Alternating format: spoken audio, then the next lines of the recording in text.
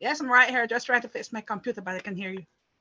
Okay, no problem. Thank you very much. Right. So I cover my laptop and then I'll go. Okay. All right. Okay, so I'm going to call the meeting to order at this time. The time is now 7:06 p.m. I want to welcome everyone to our February 2023 Executive Committee meeting for Committee Board 9. I want to welcome everyone who's joining us this evening. At this time, we are going to, at this time, we would normally read the rules of conduct. We're going to waive the reading of the rules. The rules are available on the CB9 website. Very simply, we ask that all those who are participating this evening are respectful. We're making sure that we're respectful to speakers. Please remember to mute your microphones if you are not speaking, and please wait to be recognized so that way you will have the floor and we can get, we can all pay attention to your comments and everything that you're saying as well. Just in terms of housekeeping, for all those who are in attendance at the appropriate time, if you wish to ask a question or speak, you can use the raise hand function. If you are dialing in by phone, you will use *9 to raise your hand, and that same function, *9, lowers your hand. At that time, please listen for the prompt. If you are requested, you'll hear a prompt to unmute yourself. To do that, it is *6. So *6 will unmute you, and it'll mute you back as well. Okay, so at this time, we are now going to move on in the agenda to public comment. Mr. District Manager, are there any members of the public who have requested to speak to the board, to the committee? Yes, there are members of the public who did. Just give me a second so I can get their name. Sure. Okay. Okay. Are you ready to take the list? Ready to take the list. List I have is Arnold Gore. Okay. And then Susan Peters. Peters. Okay. And then Julie Martin. Martin. Okay. As of right now, that's all the people that I know that signed up prior. Okay, no problem. And again, for any members of the public, if you do wish to speak during the public commentary period, you please use the *9 function and we'll add you to the speakers list.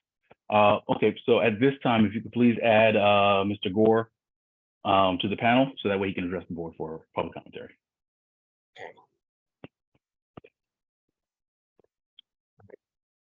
Okay. Okay.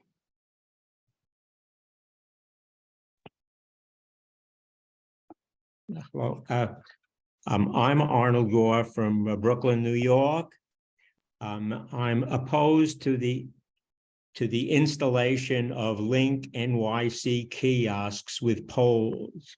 There have been numerous studies documenting the increased health problems, including elevated brain cancer rates and decreased fertility rates associated with wireless. See ehtrust.org/science. Insurance companies will not insure the safety of wireless networks, and this just adds an additional layer of denial of liability protection, which our community sustains. The District Circuit Court of Appeals in Washington, D.C., which is one level below the Supreme Court, has ordered the Federal Communications Commission to update its 25-year-old safety standards. This opinion was issued on August 13, 2021. In over a year and a half, they have not done that. We should be able to determine the technology used. Wired technology is much superior. See the presentation of Dr. Timothy Shackle, PhD, at New Yorkers for wiredtech.com/media. If you page down to his presentation before Community Board 1 in Queens, you will have the information about the superiority of that to this inferior technology of wireless. The City Council can stop the deployment of towers. The Federal Telecommunications Act still affirms the right of localities to permit installations of equipment for transmission of cellular telephones. The telecom must show there is a gap in service. There usually is not, but if there is, the power needed to complete a telephone call is far below the powerful installation that is being requested. It is necessary that the city enact zoning and siting regulations. A good law was adopted in Woodstock, New York as a model, but it must be tailored to our city's needs. Thank you, and I will email a copy of this testimony since it has links that I referred to, which your members should be able to access. Thank you very much for your commentary, Mr. Gore. And we definitely appreciate the email with the links as well. Okay. All right. We are now going to go on to the next person on the speakers list. That is Sue Peters. Okay. Right. Should be able to.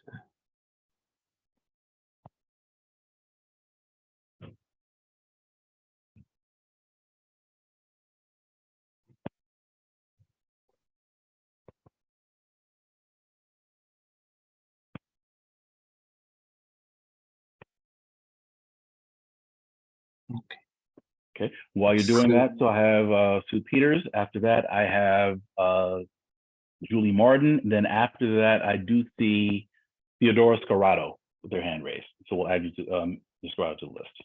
Okay, Sue is on mute now. Hi, can you hear me? Yes, we can. Oh, great, thank you. I want to piggyback on what Arnold said because it's so important. From the OTI data sets, I can see that your community has 6 of the jumbo cell towers on your streets. Is that true? I believe that. I can't confirm. I know I've personally seen at least 2 or 3. Okay, so I don't know what OTI, the City Technology Office, said to you at the time in 2021 when seems they were being, you were being told about it. I hope you were told about it. But I do want to say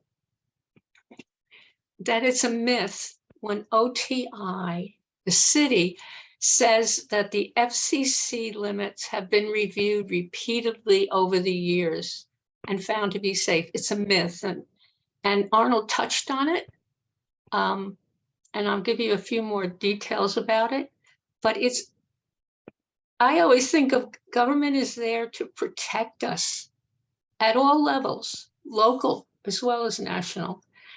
And when they don't, I get very upset. The FCC limits are from 1996.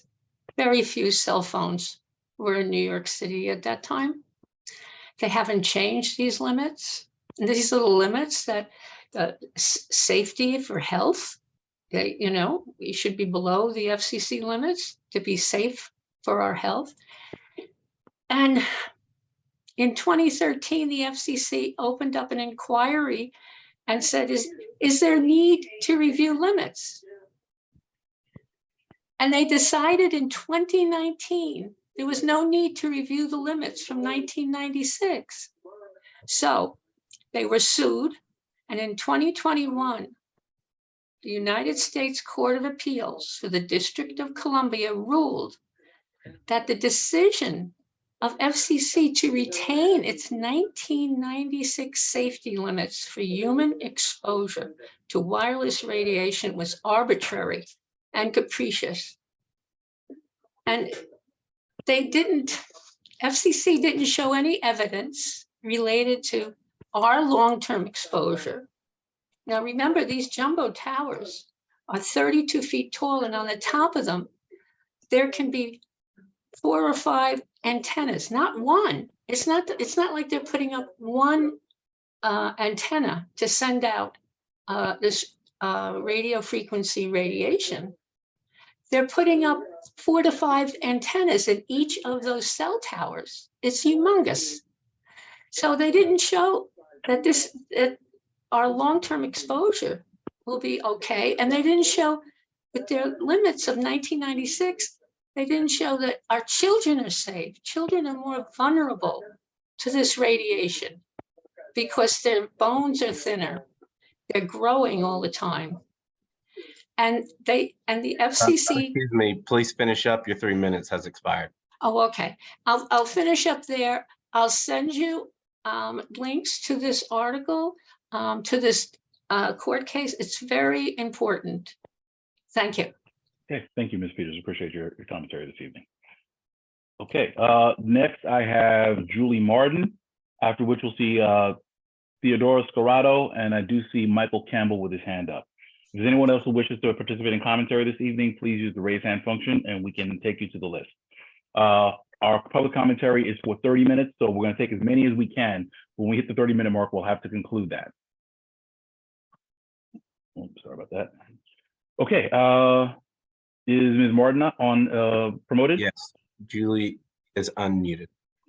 Okay, Hi. Ms. Martin, you have the floor. Okay, thank you so much. I mean, it seems like we're going to bombard you with this issue this evening because a lot of us are following the issue and want to share it with our fellow New Yorkers because it seems like we're perched on a huge investment that will be hard to disentangle ourselves at a future date.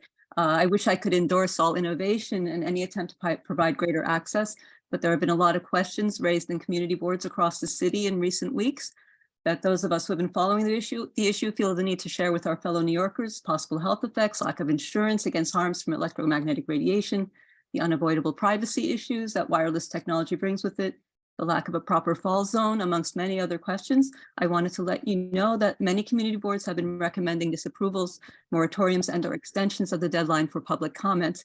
While it appears your public comment period has ended, there are some boards that are putting in these recommendations retroactively. Bushwick, for instance, said that they want to hold OTI, the Office of Technology and Innovation, accountable to not propose anything further than their initial rollout, of which they have quite a few. Some communities have even managed to stop post-mid installations, such as up in Washington Heights or the West Village. The Upper East Side call for a moratorium until the health effects can be figured out.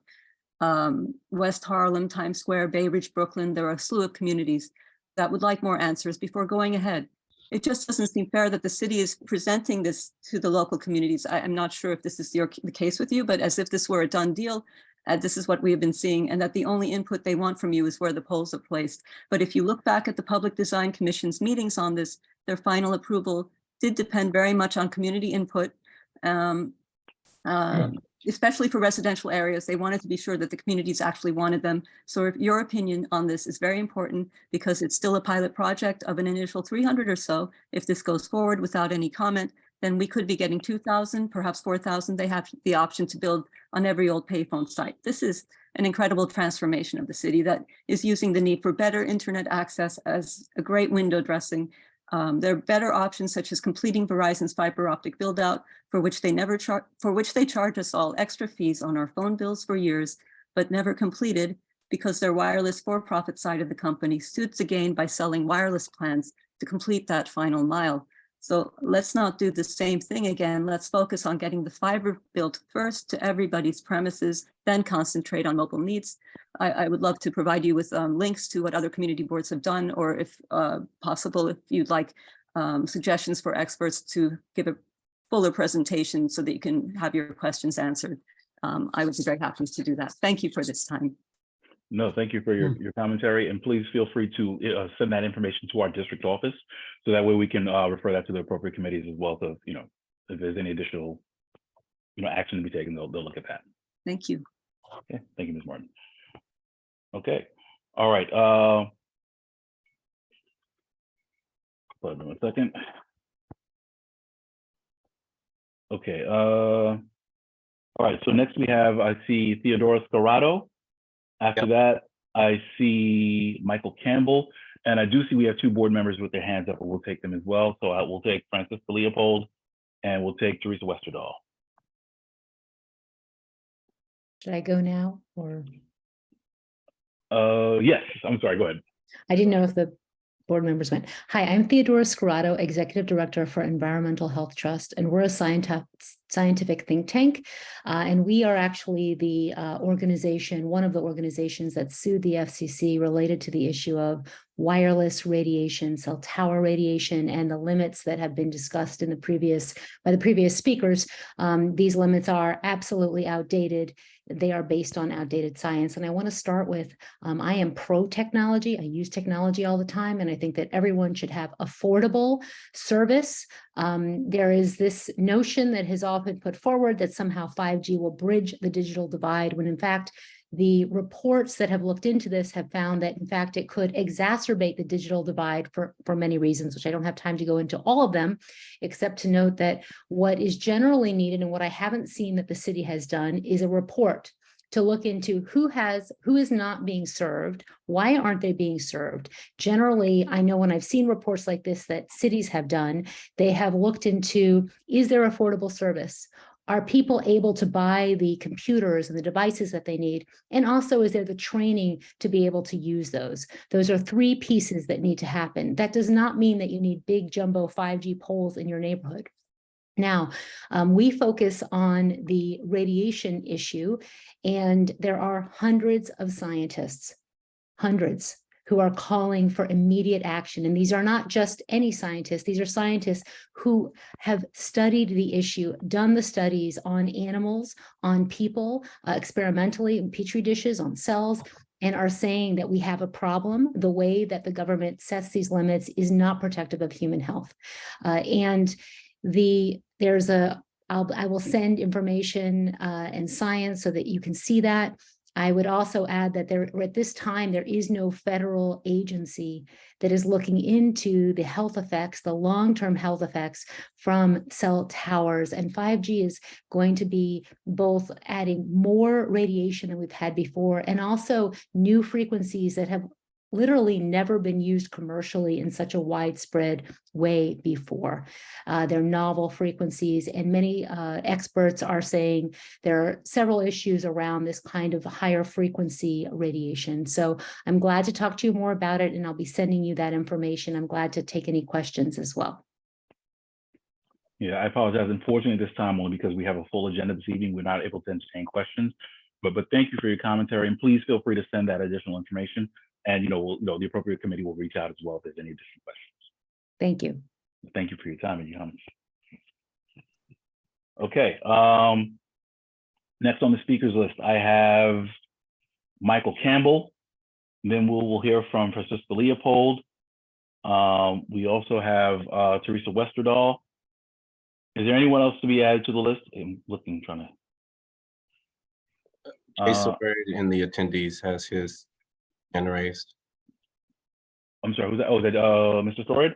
Yes, in the attendees has correct. That's fine. Okay, then we'll go to Mr. Thorud. Okay, go ahead, Mr. Campbell. You have the floor.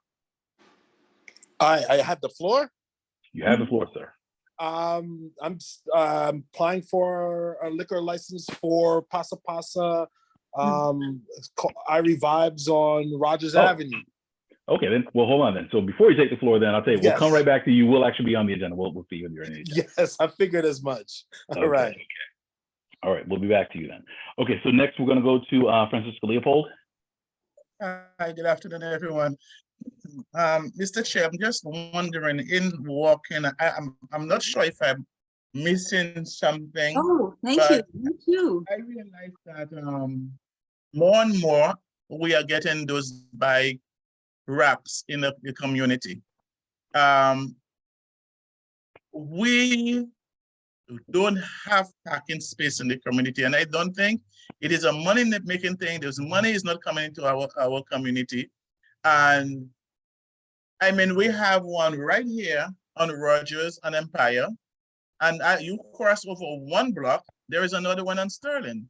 I mean, are they coming to those persons? Are they coming to the board? Are they presenting that to the board? Are they conducting the survey in the community? Right where I live on Lefferts between Bedford and Rogers, if you how they call it, you sneeze, you lose, or however the term is, you just jump out of your parking spot, you go around the block, when you come, it's gone. On my block, at any given evening, you would find 4 or 5 cars parked just waiting for somebody to pull out. We have no parking spots. And when those bike lanes are coming, racks are coming, and they're taking up to six car spots.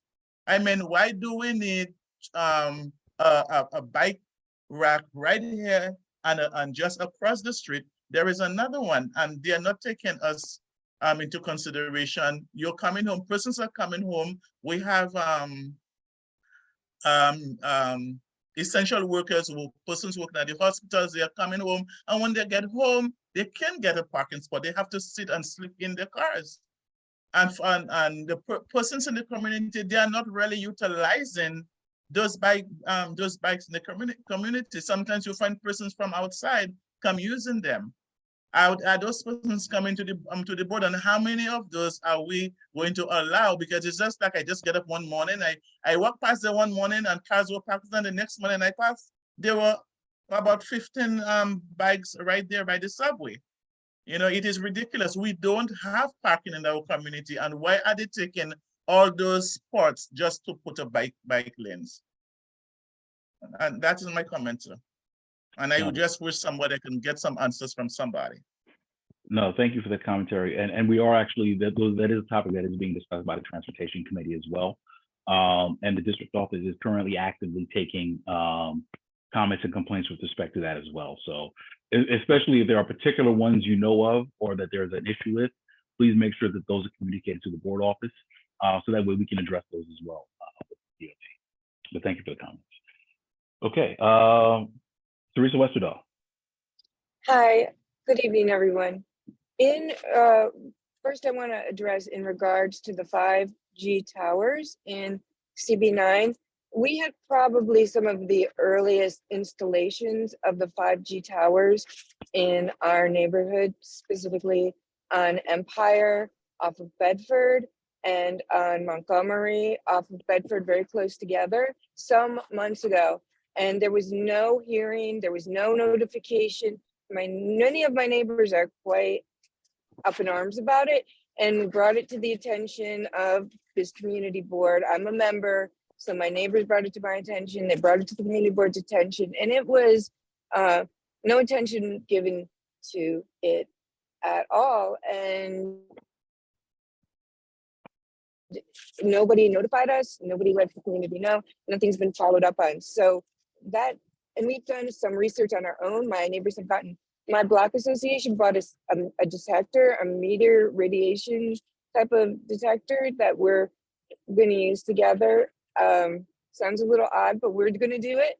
And we appreciate you coming to the meeting and giving us more information, because we are very concerned in my neighborhood about the 5G towers and the effects. So thank you, and I do hope that all that information is forwarded to people in my community, because people are very interested and concerned and upset. And I would love our community board CB9 to have discussed that with everyone, but it was not ever brought to our attention. The other thing is that neighbors wanted me to bring up tonight is there were a couple of shootings, one on Nostrand, off Sterling, and more shooting near Ebbets Field, and they feel like shootings are up, and lives are in danger in these very highly trafficked areas.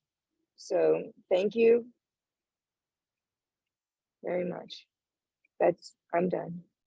No, thank you for the commentary, and we'll definitely make sure we'll relay that to the public safety chair as well to see if there's any information they can get from NYPD about that and what's being done, and just get a better sense of what's going on in the district with that. But thank you for the comments. Okay, I see the last hand I see is Jay Sorid.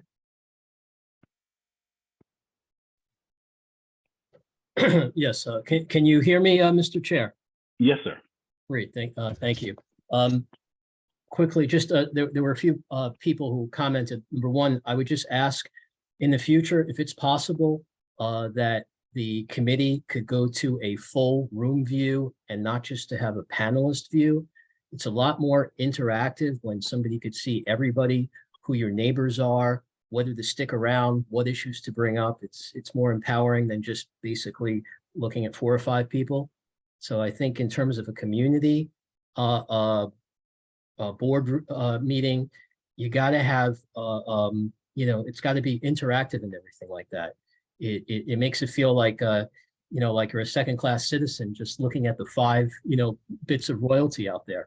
So I would just request that so I could see, who's out there and everything like that. It's a volunteer job. You work for the public interest. Let's go to a full room rather than just having panelists. Very quickly, the issue of the telephones, the telephone towers that they're putting up, the Link NYS. I would just suggest that the community board fight hard for the people by taking a look at ULURP and seeing how could we fit this into ULURP. They're taking up space on the real estate, on the streets. That's a ULURP issue. So if you take a look at ULURP, you read the code, and it says, okay, if you use space on the streets, that's a ULURP issue. The community board should demand to say, why isn't this a ULURP issue? It's also a franchise, okay? Link NYC got it as a franchise. There are arguments about helping the poor and everything like that. You can get a free phone. Everybody at a certain income can get a free cell phone, and Link NYC does it. All the carriers do it. Eric Adams also is giving out free broadband to all the low-income housing projects. So the need for it can be questioned in terms of, do you really need it? And there's studies also that show when you compare 5G to 4G, 5G may not work that well when there's a lot of different buildings that block it, So I would just try to fight harder and advocate using ULURP, the franchise thing, because I don't see this, that's a reason if it's a franchise, and also the other aspect where they're taking up city property. Second aspect, we're going to have at the board meeting, the bylaws is going to be voted upon. You mentioned that you spoke to the legal department at the corporate council. Who did you speak to, Mr. Chair? What was the lawyer who said that everything was kosher and that there weren't any legal objections? What was the person's name? I spoke with Corporation Counsel. What was the person's name who said they looked at the bylaws and there weren't any legal issues? What was the person's name? I spoke with Corporation Counsel. And is it, but what was the person's name? Oh, is it the head person there? Like, I think Catherine Conway or something? We have a liaison that works with the community boards there. So there is a direct contact that we work with. Can you give a letter? Can you have a letter from corporate counsel that says, I went over the bylaws and there's no issues with these different bylaws, and that she signs off on that? And if you can't get that letter by the time that there's a board meeting, could you and if you promote the bylaws, can you say, look, this is subject to me getting a letter from the corporate counsel that says that there's no legal issues on it? Because there's some issues on the charter that people disagree with. And when you say that my apologies, Mr. Sorid, you're at your 3-minute mark, please. Great. Can I finish my sentence? I said, please, yeah, conclude. Okay, so can you get a letter, something in writing at the board meeting saying that in 30 days or less from the time that these bylaws are passed, you'll get something in writing with the person's name that says that there's no legal issues? Can you make the bylaws subject to that letter where somebody signs off on it from corporate counsel, who everybody's relying upon, rather than it being anonymous? The conversation has already, well, you're very welcome. The conversation has already been had with Corporation Counsel with respect to the bylaws, some of the things that have been contemplated, and the authorities of the community board. And those portions that are, those portions that have had issues will be discussed as we discuss those bylaws as well. So it's anonymous? Anonymous? The conversation has been had between the chair and my authority with Corporation Counsel. And you won't Thank get a you, letter? Mr. Sorid. Okay, we'll keep it anonymous. Okay, no problem. Thank you. You're welcome. Okay, all right. All right, we are now at 7:35, so I think we've exhausted about a half hour. I want to thank everyone who has actually given commentary for this evening. So we will be taking that. This is always very helpful for the board to understand the issues and get different viewpoints as well. So wherever possible as we can, we do have the committee chairs here as well. So we're going to be looking to work with the chairs to see if there's any, if the committees will be able to work on those to see if we can get answers. And the district office will work on that as well if there's direct contact with specific agencies that we need to have in terms of continuing the conversation. But we're going to be following up on these, and we'll hopefully be getting back, through either the reports here at the executive committee or through the committees themselves as they, review the issues. Okay. All right. So with that, we are now going to move on to the next item in the agenda, which will be committee chair check-ins. So at this time, we're gonna ask for all the chairs to please just give very brief oral reports, 2 minutes or less. The chairs are required as part of their responsibilities to make sure that the minutes are submitted. If you have not done so already, please make sure that they are submitted to the district office so that way they can be included as part of the package that goes out to the board members and as well as published for public inspection as well. So at this time, we are going to go around the room, and only because I see him first and I picked on him first, Mr. Almanor will do Parks, Recreation, and Culture.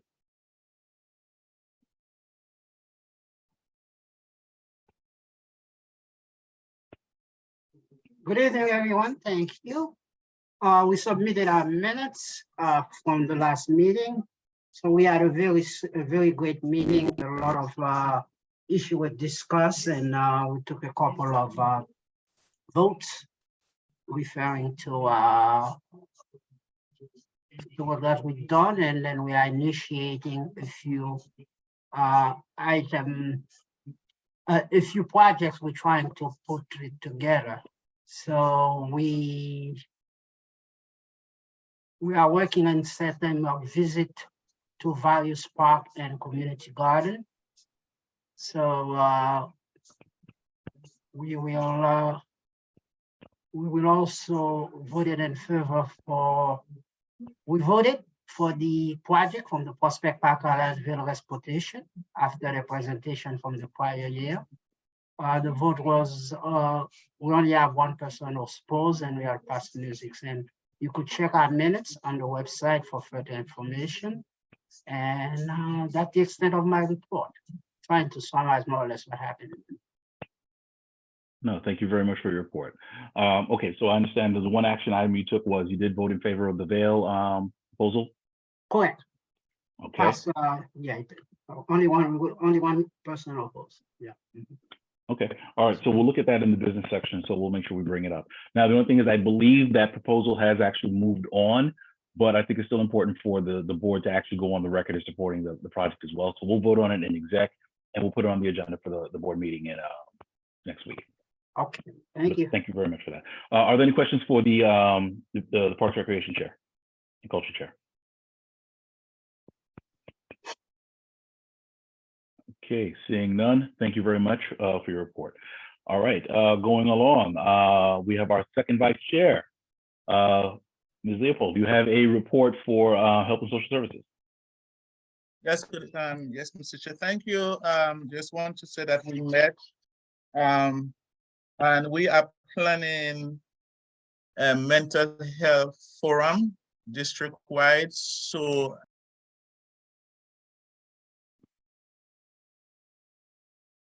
You muted Frank, yourself. you're on mute, Frank. oh, wow, I'm so sorry. Yes, good evening, everyone, and thank you, Mr. Chair. So we met and then we are planning for the different quarters in the year. So in March, we will be having a mental health forum. We'll be partnering with One Brooklyn Health, Downstate Hospital, and Kings County Hospital. We have a panel, and we'll also be inviting council member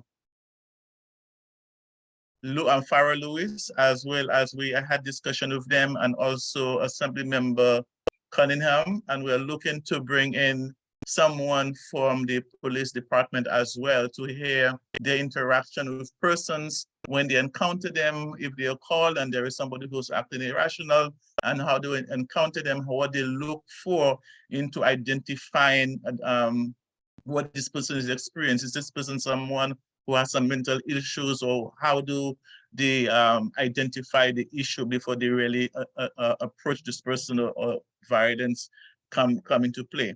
So we will be meeting. If anyone here who wishes to have any concerns that you want to address, you can forward those concerns, and it will be, because we'll have questions for those panelists. We'll be addressing issues that are plaguing the Black community as well, because there are persons even in the home setting, when what they should look for to see changes and to see what their loved ones, if they are having a mental breakdown, and what help that you can call and where they should go to seek for help. So May, as I said, May is Mental Health Month, and we will be hosting, it will be on Zoom virtual on May 4th. And more information, the flyers will be sent out and we'll have more information going out. And if anyone want to reach me and you have any questions, please reach me through the board office, and I'll gladly get back to you. Thank you, Mr. Chair. No, thank you very much for that. Okay, so is this something that you've already voted on and you have everything already documented for that? Yes. Okay. All right, so just a reminder, and this is a reminder for all the chairs, to please make sure that you get that information, especially your vote, to the district office, so that way they can always calendar that and have whatever conversations to make sure that we can support you in terms of anything, or if there's any other resources we need to bring in as well. But thank you very much for that. Are there any questions for the Chair of Health and Social Services? And also, Mr. Chair, I'm sorry, we are also planning for a quarterly health segment. And I think I did mention that to you before, because I know we usually have a full agenda monthly, but we want to have persons from Kings County and the hospitals in our district to talk on diabetes and the different, just have a little, at least a 5 minutes health segment, a quarterly, so that if anybody have any questions or just issues, things that are really affecting our community. No, I think that's a great idea. So let's have a conversation offline. This month is probably gonna be too late, but let's see what we can do for the March meeting. So let's have a conversation and see what we can set up. Just that way we can make sure it's on the agenda. We can discuss that for next month. Thank you. Thank you very much. Okay. All right. We are now going to go on to environmental protection. Ms. Timothy. Hello, good evening, everyone. Good evening. So we had a meeting this month. Of course, the first Thursday of every month is our meeting. And we continue to dialogue on some of the things that are affecting us in the community.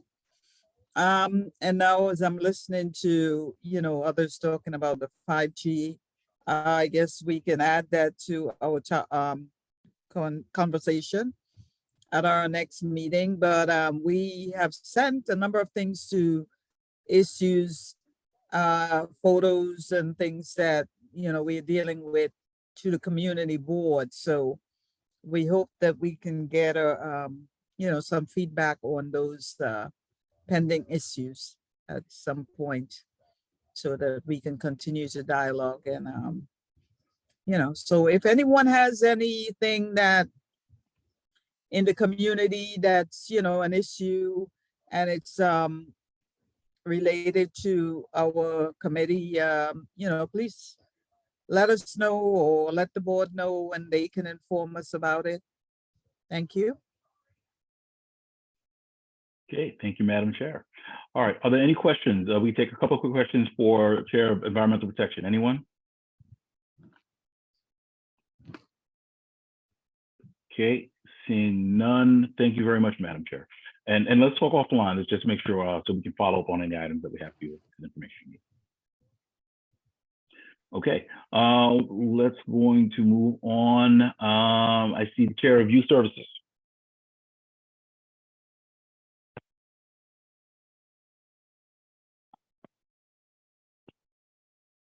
So you there?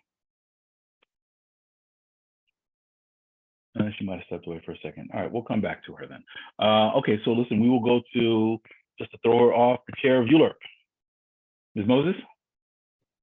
Oh, good evening, everyone.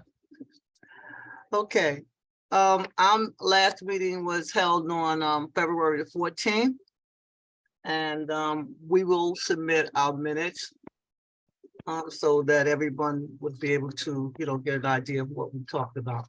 But there were two issues that we discussed, and we voted on 975 Nostrand Avenue, which is the Hudson Company. That particular organization, they're going to build a supermarket, which used to be, I believe, Associates. They're going to replace it with this new supermarket. And they're going to have a New York City Fresh program. Above that, above the supermarket is supposed to be 327 new apartment units. Now, how it became a ULUP issue that would require the Department of City Planning is because they want to add additional square footage. So it becomes a zoning application. So if it was just a fresh certification, they would normally give us like 45 days courtesy review for us to review and give recommendations. But because the authorization is to modify its height, that's why it is at this point a ULUP issue. So we have recommended that or requested that on our next meeting, which is March the 14th, that they come in front of the ULUP committee so that they can explain to us exactly what it is that's supposed to take place. And also with the presentation, we'll be able to ask them a few questions. That was one of our requests. The second issue that was in front of us is that the borough president is undertaking a comprehensive plan to address health disparities in Brooklyn. Now, I don't know why, but the deputy director of the land use requested to be on the ULUP agenda either in April or May of this year. And not just our board, but I guess all of the boards in general. So we have asked BIA to follow up, and we have a projected date of April 4th. And the reason that we've picked April 4th is because I understand that there are a number of Jewish holidays that are taking place during the time that we normally meet. And so that's all the pressing issues I have, and the rest, we could really look at our minutes and also attend our meetings, and that would definitely give you more information. Any questions? If I may, I just have a comment because I'm kind of listening to your report on the I said, listening to your report and the comment on the supermarket, it kind of troubles my spirit because initially when Associated was at that location and the renewal of the list and everything came to play, and the assemblywoman had to get involved, and we got involved, and we were trying to plead on their behalf, and I'm not sure things change without our knowledge, because what was said to us, and even when I spoke to one of the managers there, the agreement was that they would move out, the building will be built, and they will return and utilize the bottom, the first floor. So that was the original plan, because Associated, they were in our community, and they were not just there. They helped, the service our people in the community, the seniors, block associations, they were there for us, and we could have gone to Associated at any time, and they would assist you with no problem at all. And I think that we came out and we advocated for them, and I personally was looking forward to Associated returning. So hearing you saying that another supermarket will be coming, it's at the end of the day, it's always not as to what the community wants and it's always what they want and where the monies are coming from and what we can do. We have our community, we've been there, Associated been there, and we have to look for each other. So at the end of the day, I don't have any way of reaching out to them, but it is really disheartening to hear that they are not returning. Oh, no, that's not what I said. Yeah. When they are returning. That's not what they are going to I heard she return. said another supermarket. Another supermarket, yes. In other words, it's not the same supermarket. They're going to really try to rebuild it, and the square footage is supposed to be even larger, and they're going to bring back the same management. Right. Okay. I took it that it was a different. Yeah. Okay, that's my mistake. And the reason that we want them to come in front of us is so that if you have any questions that you can basically, you know, ask them as let them present, you know, exactly what it is that they're asking us to look at in terms of the community and in terms of the board. So I made that mistake. No, one of the agreements, they are going to bring the same persons back. But Oh, my thank you. understanding, yes, but I understand they're adding what, a fresh program? Yes. So it's Right. even better. Now, Okay. that's my understanding. Oh, But one of the things that, you know, if it is approved in terms of March the 14th, I would like people just to come and listen. And that way we all have the correct information and we'll be able to ask questions. Thank you so much, Ms. Moses, for clarifying that. Thank you. Right, and I just want to say one other thing before I'm not really quite sure as to what the comprehensive plan with the health disparities is in Brooklyn. But however, the persons want to come in front of the ULUP. I'm not exactly sure why, but the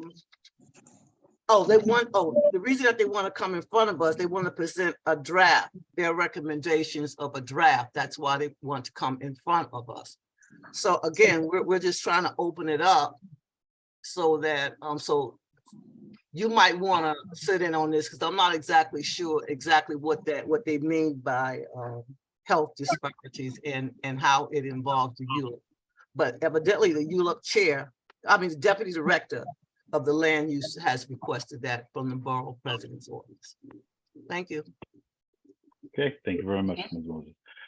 Okay, okay, we're gonna move on. We can have we did ULURP, let's do housing. Ms. Newsom, you're on? Yes, I'm here.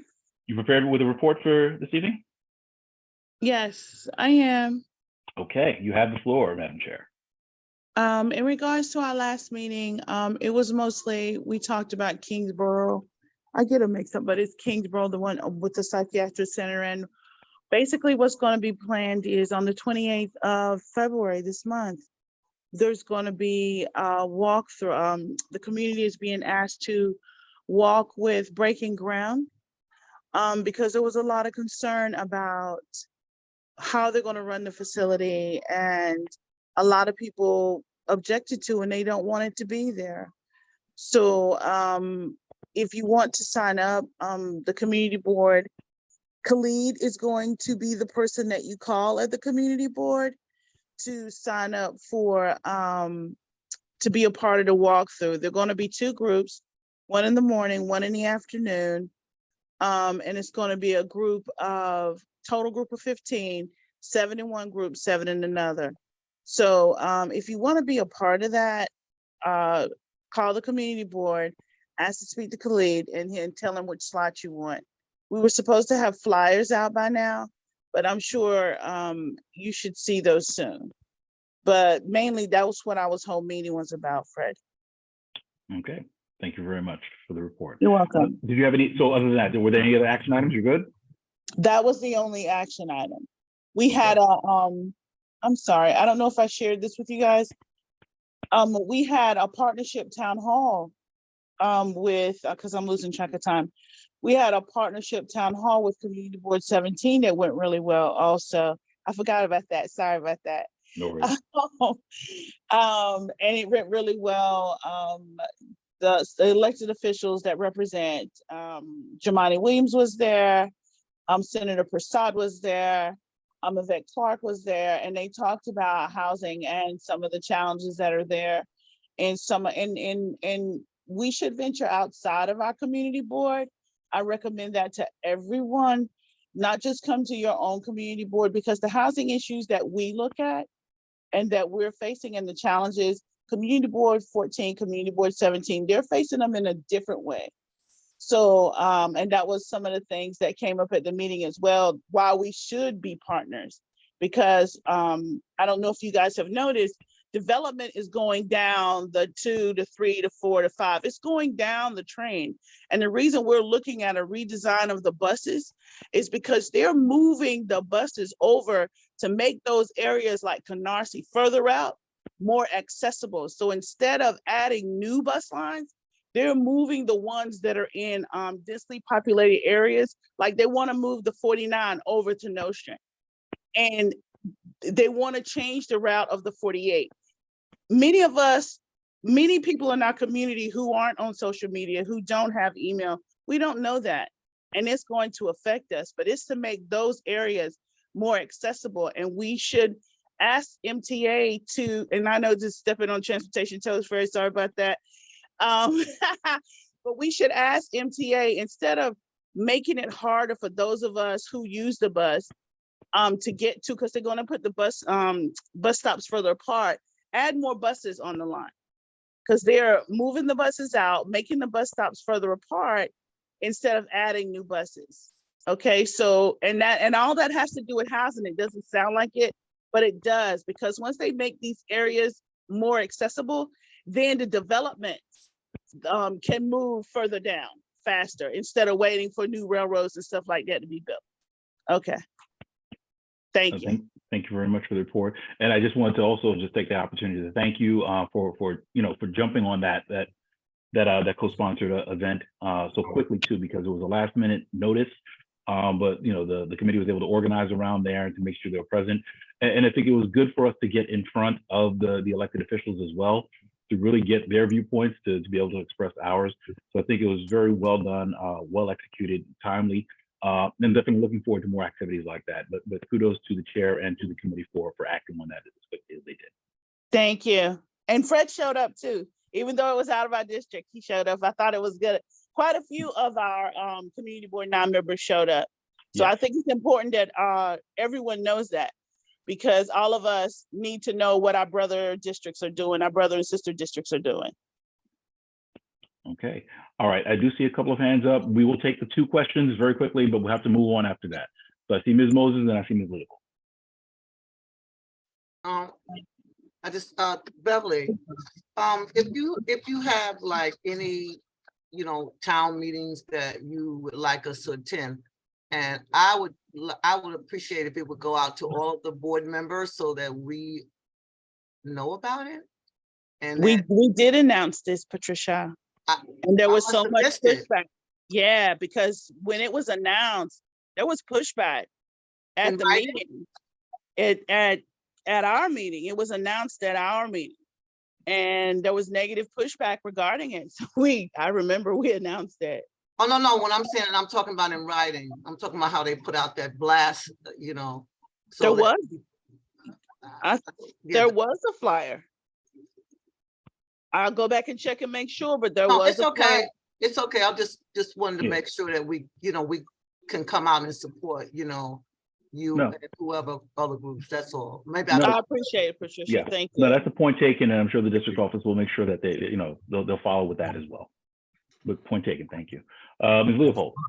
Yes, I agree so much with Beverly, because it's something that I've been thinking of, that we just concentrate on, we have ourselves in a coconut our board, but then if we venture out and go to different meetings and, just to understand and see what's happening, at the other boards, and, we can deal with that. And one thing that I miss, Beverly, is the date that you said that's been scheduled for the walkthrough. The 28th of February. It's supposed to be next week, I think that's a week from today. Yeah, sounds right. Okay. Yeah. All right. So that's a Tuesday. Okay. Yes. All right. Okay. So and you said it's a morning walkthrough or afternoon or both? There are two. One's in the morning and one's in the afternoon. Okay. All right. So I'll reach out to Caleb and to get more information. Thank you. Okay. You're welcome. Thank you. Okay. Ms. Robertson, it's a late flag, but only because. Okay. Well, we'll take your question very quickly, and then we move. I thank you so much. Appreciate all of you. What you're doing, Beverly. I want to touch on what you're doing with that 49 bus. In our transportation meeting, it came up about the bus, and a lot of people in this community, they do not know what's going on. Right. And I had expressed in that transportation meeting that they removed the 48 bus, and in uproar, need that bus. We need all of these buses. They've been here serving our community for quite some time, and there's a reason for it. So get asked, can get 1,500 signatures, they would bring the bus back. We instead got 4,000 signatures. Okay, as you stated, we need to join forces with the other community boards. That would be a great help. Whatever forces we can join, we need to do that. And we're 100% behind our community and with you. Okay, thank you. So let's get on board. Thank you. Okay, thank you very much. Okay, we're moving on now. We will see. Oh, I'm sorry. I see the education chair. Ms. Baptiste, you're on.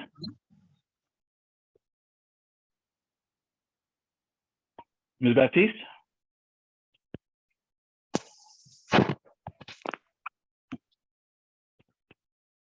Naomi, you're on? I thought I still were on. Okay. Can't hear your audio. Can you hear me now? Yes. Yeah. Okay, good. Hello, everyone. Good evening. I'm Naomi Baptiste reporting from Education and Library. We had a discussion in regards to some of the libraries and what's happening with the libraries. A lot of libraries are going through renovation, and unfortunately, due to the renovation, a lot of our children, school, public children, cannot attend some of the libraries in different communities. And we also was discussing a little bit of a program, an idea for a reading program to be presented from the community to the school district that we cover, which is District 17. But unfortunately, due to attendance, we can't really move forward. So hopefully, as we move forward, because it is the month of February, we only have about 4 more months to try to do some kind of some type of representation from Education and Library that will try. But our meetings are held. We were supposed to have a meeting the 14th of February, but there was a conflict of interest. I will have minutes being forward to district office, and anyone who's here, you don't have to be an executive, you don't have to be a member, you could just be a person of the community. You can come in, make some suggestions, make some requests, make known of things that I myself or anybody in the committee might not be aware of. So I thank you for your time. And if any questions, comments, or concerns, I'm here for the rest of the night, or you can contact me through the district office. Have a good evening. Okay, thank you. All right, are there any questions for the education? Well, before you go, are there any questions for the education chair? Okay, hearing none, seeing none, thank you very much.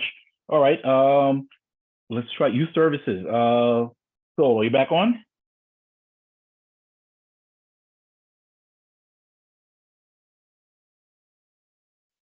Youth services chair? Sol, are you there?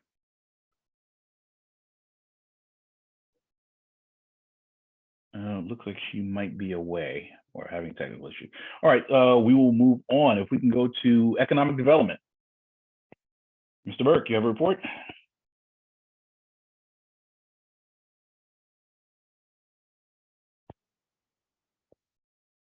Yeah, Warren, do you have a report for economic development? Yes, I do. Okay, so hi everybody, it's Warren. Good to see everyone. We had a very good economic development meeting the other night, and one of the conclusions reached was there's a total explosion of new businesses opening up in our district, which on a personal opinion, I think is due to probably to rent decreases. So one of the suggestions that Dante made to the committee was to do a audit with Bridge Street, which we've worked with before. And we're going to audit the commercial sectors, meaning like Flatbush, Rogers, Nordstrom, Utica, as well as, I'm just missing the name now, Kingston. So we can actually define what's going on, which is a very good thing. The other part that we've discussed is the Economic Development Committee's role in the spring event, and we're working on that. So thank you very much. That's my report. Okay, thank you very much. Are there any questions for the Economic Development Chair?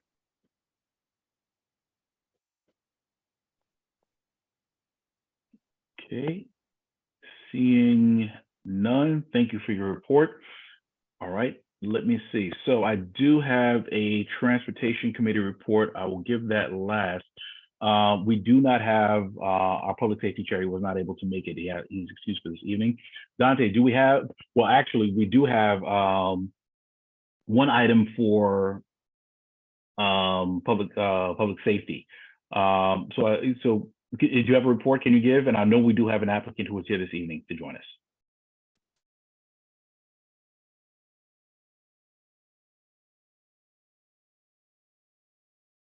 That's for Mr. Michael. Chair, are we having a treasurer's report or it's bypassed? Christian is here. We'll get to that momentarily. So I guess we'll do I'm sorry, can't talk. We're going to do the district manager's report. If the chair would like to give a report at this time, we'll give him an opportunity to give that right after that, and then we'll go into the chairman's report and continue with the agenda. But let's receive the report for, so Dante, do we have anything for public safety? Yeah, we do have two SLA applications, Pasa Pasa Vegan, which I believe Michael is the representative for.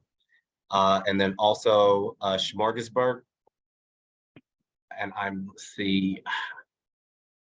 not sure if they're representative. If you're the rep for Smorgasburg, can you raise your hand?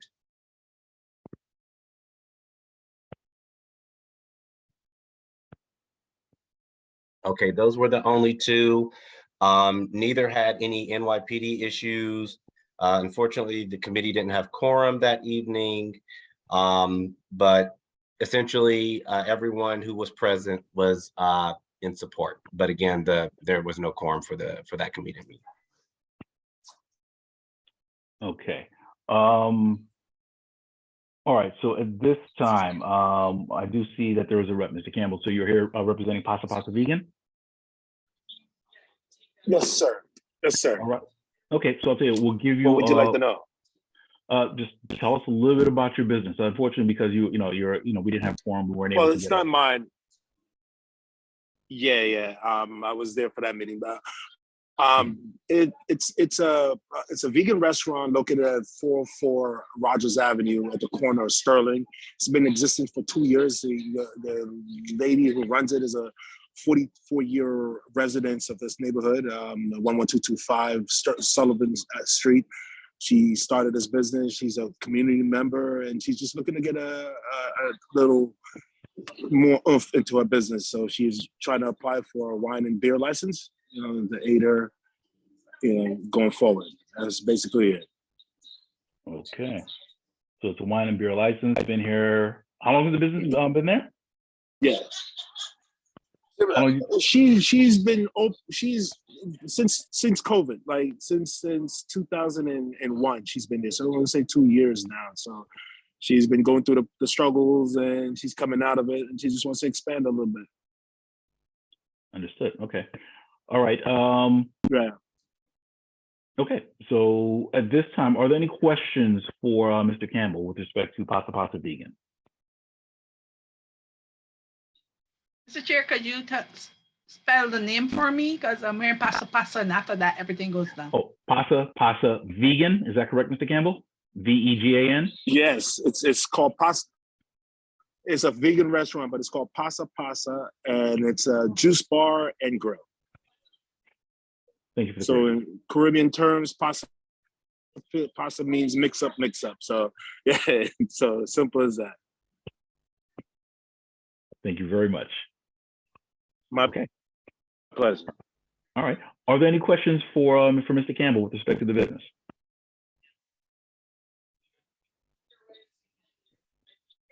Okay, not hearing anything right now. So in a little bit, what we're going to do is we're going to actually go and set the agenda. So what we'll do is we'll vote on if, you know, the exec is going to actually move you forward to present before the committee, or if, you know, if we need to go back to committee or if there's any additional questions. So we'll be getting to that shortly in the agenda. Absolutely. Okay. But So thank you should for I coming. wait or should I wait on or could, just just in listen out case. for text tomorrow? You know, All if right, you could cool. just hang out Gotcha. for a few extra minutes, just in case any questions Yeah. come up. All right, gotcha. Okay. All right. Thank you, Mr. Campbell. All right, man. Thank you. Okay. All right. Okay. So that's public safety. So I will give a report for transportation. So there is a lot, and I think you've heard some of the Video conferences are the best. So yeah, So yes, so I think that you've heard some of the issues that transportation has already been discussing. So number of issues. First of all, I think there are a number of long-standing issues that we've had with transportation in the district. I think it's been notorious, and it's been something that we've lamented in the district about speed humps and speed cameras and stop signs and a number of other traffic and safety issues.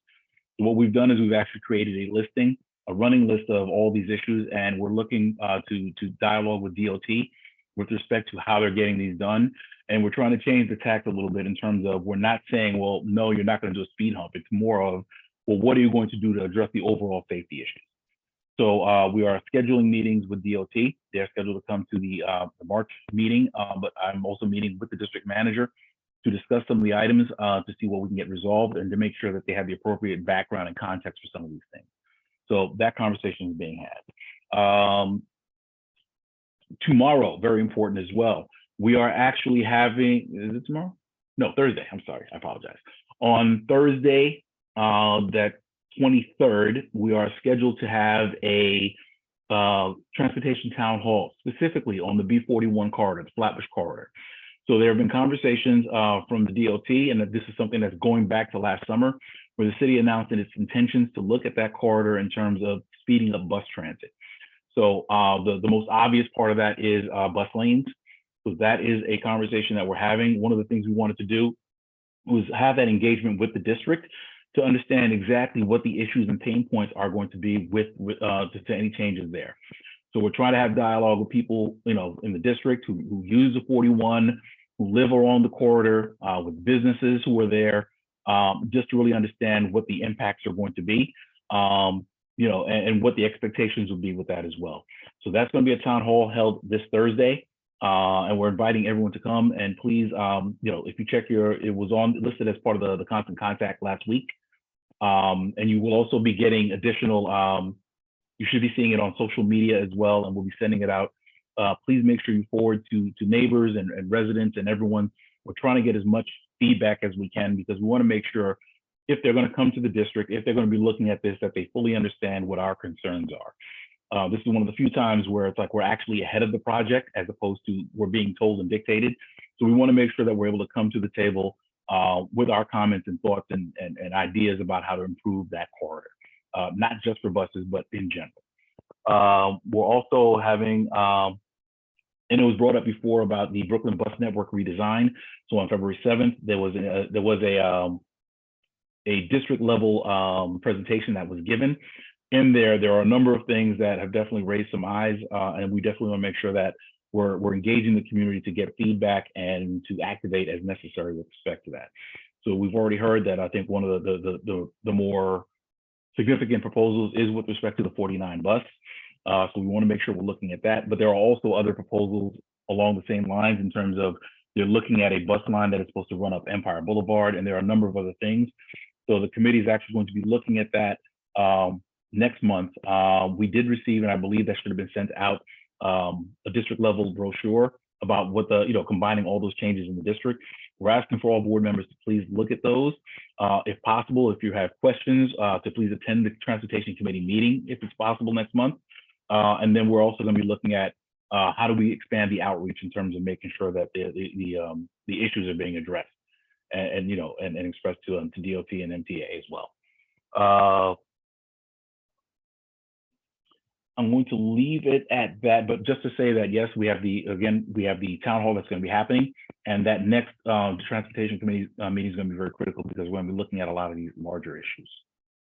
I will take a couple of questions at this time for transportation.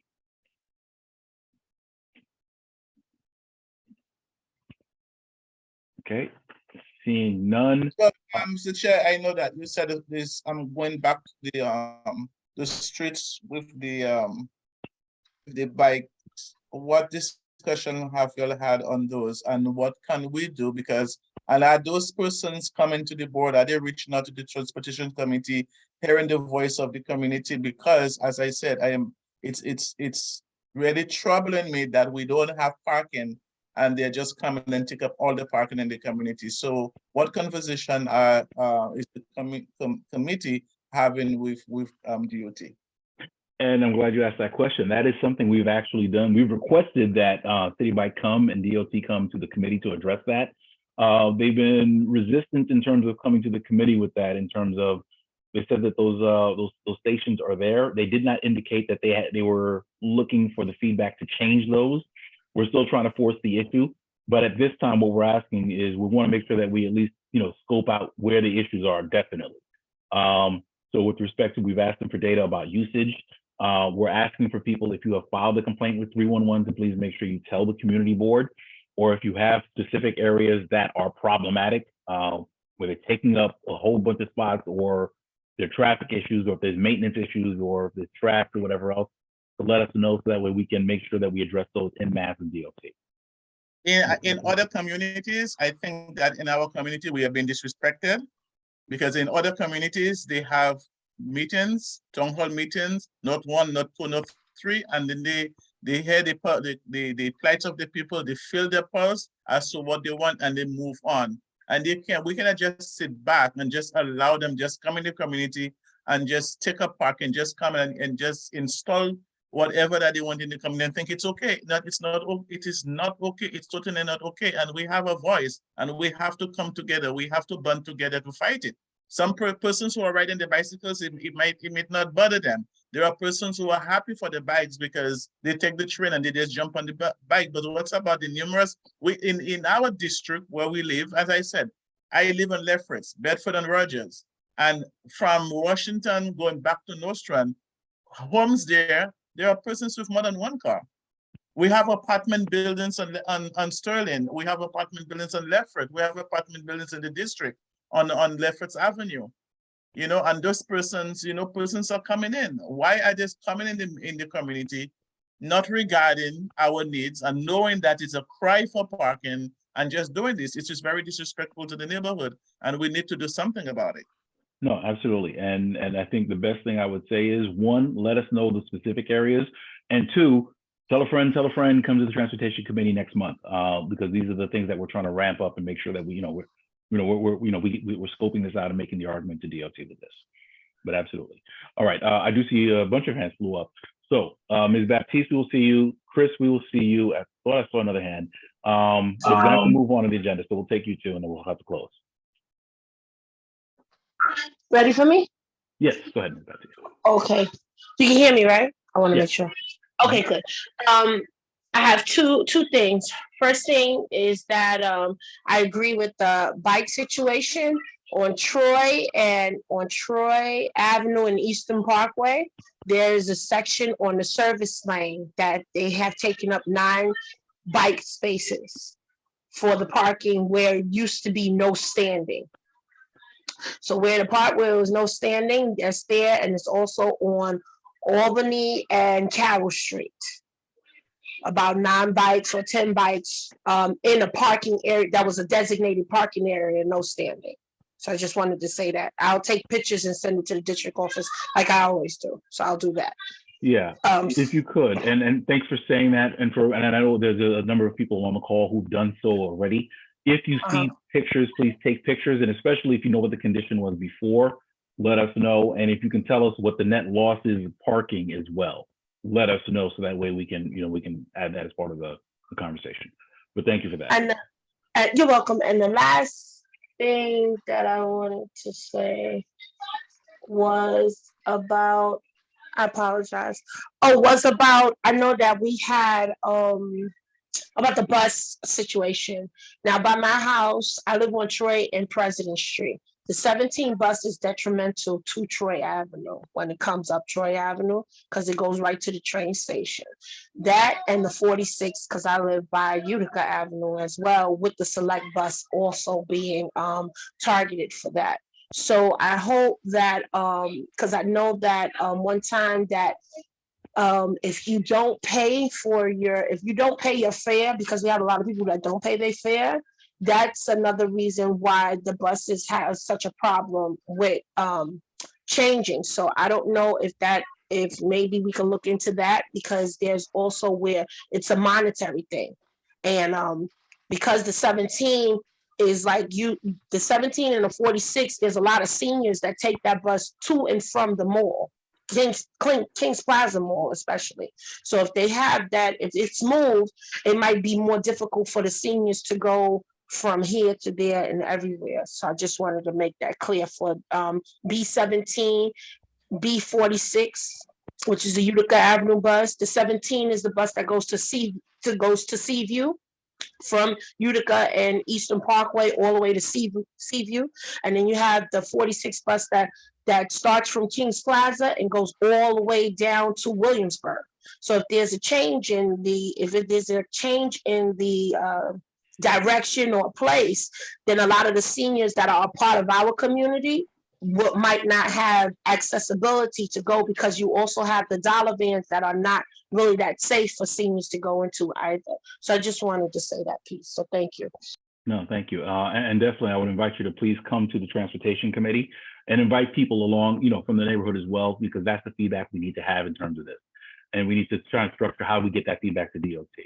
All right, Chris. Yeah, go ahead, Chris. Sure. Thank you, Mr. Chair. I just want to comment on the city bikes that have been placed in our neighborhood. And I'm coming at this from someone that has a vehicle that I park on the street. And I'm coming from this as someone that does not use City Bike. And I understand the sensitivities around parking in our neighborhood. Parking it's like gold when you have a parking spot. It's in short supply. But I would encourage us to remember that parking spaces are public spaces. Parking spaces are public spaces that those of us who are able to have a vehicle use for our private use. And those spaces on the sidewalk and on the streets that we use to park our vehicles can be used in other ways too. And there are a lot of people who ride bikes in our neighborhood, not to mention the fact that bicycles are much better for the environment, and cars are polluting the environment, not just through their exhaust, but also through contributing to honking and noise in the neighborhood, noise pollution. So I'm just adding my thoughts on this as someone that has a vehicle, that parks my vehicle on the street, and someone that does not use City Bike. But I'm thinking about the big picture here in terms of what is public space used for, and how can we use public space in a way that is shared. And those City Bikes are shared ways that everyone in the community can use, not just those of us that are able to afford a vehicle, but everyone can use those City Bikes. And if one is living under a certain income level, then you're able to even qualify to get a monthly membership for those City Bikes at a heavily discounted rate. So I just want to add my thoughts on that. Thank you. Okay, thanks. All right. Okay, I do see Linda Watson Lord. I do see Ms. Newsom. All right, but I just want to remind everyone. So the conversation is going to be had at the committee meetings, and we'll be doing that. Okay. So please, if it's a question, let's ask the question, that I can respond to directly. But if it's a viewpoint you would like to get out, I invite you to come to the Transportation Committee or during the commentary period. Go ahead, Ms. Watson. Yeah. Okay, thank you. I just wanted to say thanks to Dante and the office for the information they sent out on the bus and the changes. There are some changes, but there are also a lot of good routes being added. So please look at it before we begin to make stuff. Because say for the 48 runs the simplest, it just stops a little bit shorter than it used to. And I think that the Number 10, I think that will be run from Rogers from on Empire Boulevard is like a fantastic stuff because once before the 43 turn and you have to walk all the way down to Utica. Now that's an improvement. So there's some improvements that we must give thanks to. And yes, there will be small things that we will complain, but I think if you read it, it's a Dante, thank you, because the 600 pages was giving me trouble, but you cut out that part and I was able to read it today when you sent it out. And I must say there are some good things that we could look at. Okay, thank you very much. Beverly, I see your hand up. Did you have a question? Yes, can we, you as the transportation chair, and I think I've asked this before, can we reach out to MTA and ask them to begin to put postings on the bus? Because I ride 3 buses almost every day. There are no placards on the bus, no advertisement, no flyers. Like when you talk about the holidays, they usually go in the front by the bus driver. There's none of that. There is not anything on the buses in this area that is telling people what is happening. Nothing. No, I think that's a fair question. We can ask them if they can actually put that up. So Thank you. So Dante, we'll take that back and we can see if we can reach out to MTA. No, fair point. Thank you. Okay. All right. With that, that concludes that. Sol, I did see you come on. Did you have a report for youth services?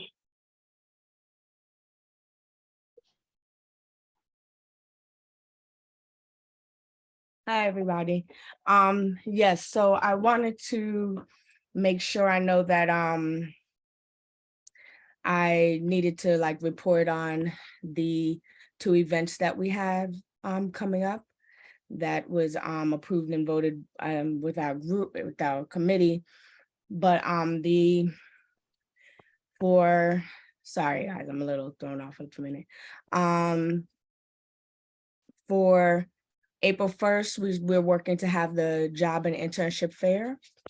And so I wanted to make sure that I proposed that we would love to be able to support, have the larger committee support for the job and internship fair for April 1st on Saturday, 12 to 4 p.m., Robert McNair Park.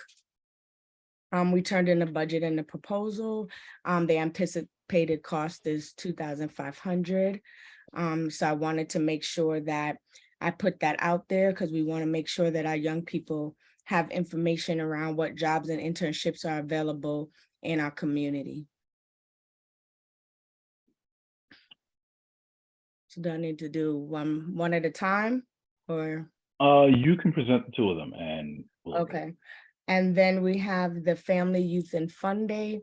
That's also going to be folded into a larger CB9 event at the same location on Robert McNair Park, where we'd like to be able to have entertainment, fun, games, like a little film festival with movies and images that young people have made and come up.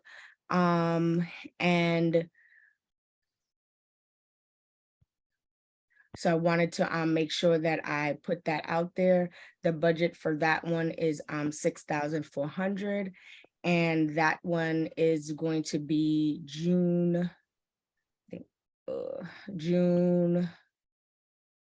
Sorry, y'all. Sorry about that.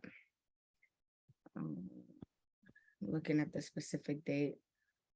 It's Saturday, June. I know it's the first Saturday of June. I believe it's June 3rd. Sounds about right. Okay. Sorry about that, y'all. Okay. All right. So we have the 2 proposals. I would probably offer for this. Let's hold off on the second one because that's going to be part of a larger community fair that we're talking about. But you've already submitted the paperwork for that. So I think that's something we can consider. And I think we're looking for some others. And I'll discuss that when I get to the chair's report. But if we can look at the first one you talked about, the job and internship fair, Robert McNair Park, $2,500. Can you just give a little more information just so that way, I think the exec has an idea of what you're looking to do with that? Because we've got your budget form, but just to explain that a little bit. Okay, so for that, we would like to be able to have various organizations that support youth with jobs and internships come out and do vending and be able to have them be able to apply. So like the SYEP application has just opened up. So there may be multiple organizations that will have SYEP available. The youth can come in and apply and be able to get some internships and jobs through those programmings. I would like if we can to be able to like have a flyer, make sure we put the information out for like what is required. So then the students would know, oh, okay, I can bring this, and this, and I may be able to just apply there on the spot with a particular organization of their choice. So that's really like the purpose is to really, and then, you know, we can have some discussions and things around helping young people to be like more prepared for the job and workforce. Have maybe a couple of speakers, discussions, and all of these organizations that provide jobs and internships for our young people and young adults. So that's really basically, you know, what it is just as simple as it really sounds, just having a fair that provides them opportunity and information. And I did, you know, also reach out to the commissioner of DYCD to support with getting information about their various organizations, because there's a lot of DYCD funded programs that provide jobs and internships for the community. Okay, thank you very much. All right, let's take a couple of questions first, and then I think what we'll do is we'll see, since you made the recommendation for that one and that's coming up, we'll have a conversation about the first event. Okay, I do see a couple of questions. I see Primo, I see Ms. Baptiste. Go ahead, Primo. Just raising my hand, hoping to represent the Public Safety Committee later, because I know that I joined late. I'm sorry, y'all. Just came from like another event. So circle back around to me, please, because we didn't have quorum this month, and we'd love to be able to represent the 2 licensee applications to the Executive Committee. Sure. Actually, we did. So we did kind of cover yours a little bit. If you have some more commentary, and we did have a representative, Mr. Campbell's here from Pasa Pasa. I think we're good. We don't have the other applicant, but we'll come back to you. We'll circle back to you, and you can have a couple of minutes. Ms. Baptiste. I'm sorry, can you hear me? Yes. Okay, good. I have 2 questions. First question is that were you able, Chair, for the youth, were you able to go to the district office for the schools so the junior school, high schools know about this event? That's my first question. And number 2, is there anything where the parents are aware of the application process of SYEP? Can you repeat, because you cut out for a second? You said, did I go to an office? What did you say? Let me this. So I can hear it properly. Can you hear me better now? Yeah, go ahead. Okay. The first question was, did you go to the District 17 office, which is the school district office, to let them know to make your event? I mean, I know it's not plausible yet, but did you let them know that there was something you were having in April? Because I know sometimes they like to be aware of that as well. That's my first question. No, but I can definitely do that. Yeah, I mean, that's one of those, we have to approve the event first before she goes. So right, that'll be the next right. step after we do that. Right. Okay, no, and that answers my question. But the second question is that will parents be also aware on how the process is at the event? Because some parents don't know about the process. For if you have a teenager who's 14, or you have a young adult that never had worked in the workforce. So I just wanted to know, for the parents, is there any input to help them with the process of getting these people jobs? That was the second Right, question. so I mean, I would think that like if we're gonna put the flyer together and put the information as to what is needed, we would be able to, as we're getting out publicity, we would be able to let parents know what is needed. They can also have flyers and information so that they can have their child be prepared and ready for that day. My last question is that do you have anything for children who are on the spectrum or have physical or psychological challenges to get jobs as well? I mean, I guess we could look into whoever's coming if that's something that they offer. It's just something we could keep in mind and ask if they have that information available. Okay, all right, I do see two more hands, so let me see. I want to say I saw Ms. Newsom, and then we'll see Ms. Leopold, and then we have to move on. Ms. Newsom, did you have a question, or was that a hand from last time? I think the hand is from last time, Fred, sorry. Nope, no worries, thank you. Ms. Leopold. Yeah, I just wanted to ask you a quick question. I know she mentioned that it will be on the hand, on the spot application at the fair. Do you also have persons who will be working with the kids to teach them as to how to put the resume together?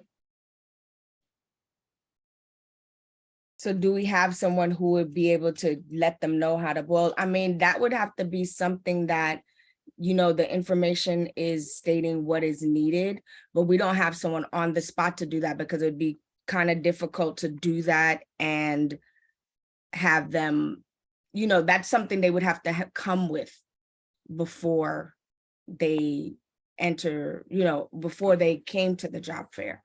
So it wouldn't, because we had talked about those different things, but it would just make sense for students to kind of know that they need to have one ready and put together for that day. Okay, and that'll probably have to be part of the communication in terms of whoever we're reaching out, whoever the partners are, if it's the schools or if it's whatever youth group, so let them know that, listen, make sure you have them, you know, do some work with them before they come, so that way they're able to take advantage of the resources that are there. Okay. All right. Thank you very much for that. Okay, so we do have that one. So when we get to the voting section, we'll come back to that. We'll entertain a motion to adopt that, and you know we'll add that to the agenda. You know, and depending on how that goes, we'll add that to the agenda to go to the full board next week. Okay. All right then. Okay, I did see, yes, the Chair of Public Safety. Coming right back to you, sir. Okay, right on. This I'm going to keep it as short as possible because I know that y'all have had a whole meeting already. I'm so sorry. I had to go to something for my wedding in June, tasting, and I would not have missed this if not for that. So already know. it was a free meal, so I had to show up for that. We had 2 applicants for liquor licenses, and we did not have quorum, unfortunately, for this meeting, which is unfortunate and a problem. And I've been talking to Fred about it a little bit, but the 2 applicants I think are relatively easy for us to like move through quickly, in my opinion. One is called Irie Vibes Cafe, which is like a juice bar that already exists at 404 Rogers Avenue. They're applying for a liquor license, and they're only going to be open until like, well, their hours are 9 a.m. to 12 a.m. Monday through Thursday, and then 9 to 1 on Friday, Saturday. They say that they don't stay open that often. It's a member of the community who's had several restaurants open already in the area, and you know, has been engaged at large in the community for quite some time. And you know, I mean, it's a health restaurant basically that's looking to open, so the drinking option basically now. They have all the boxes checked on their application, so that's application 1. And then application 2 is for Smorgasburg. It sounds like the representative from Smorgasburg came or is here, and that is for, you know, basically a beer and wine license for folks to come when they go to this event that is seasonal, of course, at Prospect Park. The hours are incredibly reasonable. They are from 11 a.m. to 6 p.m. in the neighborhood. They've been a fixture kind of the neighborhood for several seasons now during the summer. They set up on the south side, southeast side of Prospect Park. And, you know, it's just a good cultural event that draws people into the neighborhood. And so, you know, in terms of like members of the community board rather, and myself, the Public Safety Committee and myself, we would recommend that both of these kind of be passed through, but I'll pause and see if anybody has any questions. Okay. Now that we have the chair of public safety, were there any additional questions for the chair?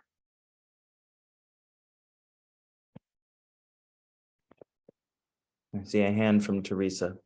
Ms. Westerdahl, go ahead. You can ask your question.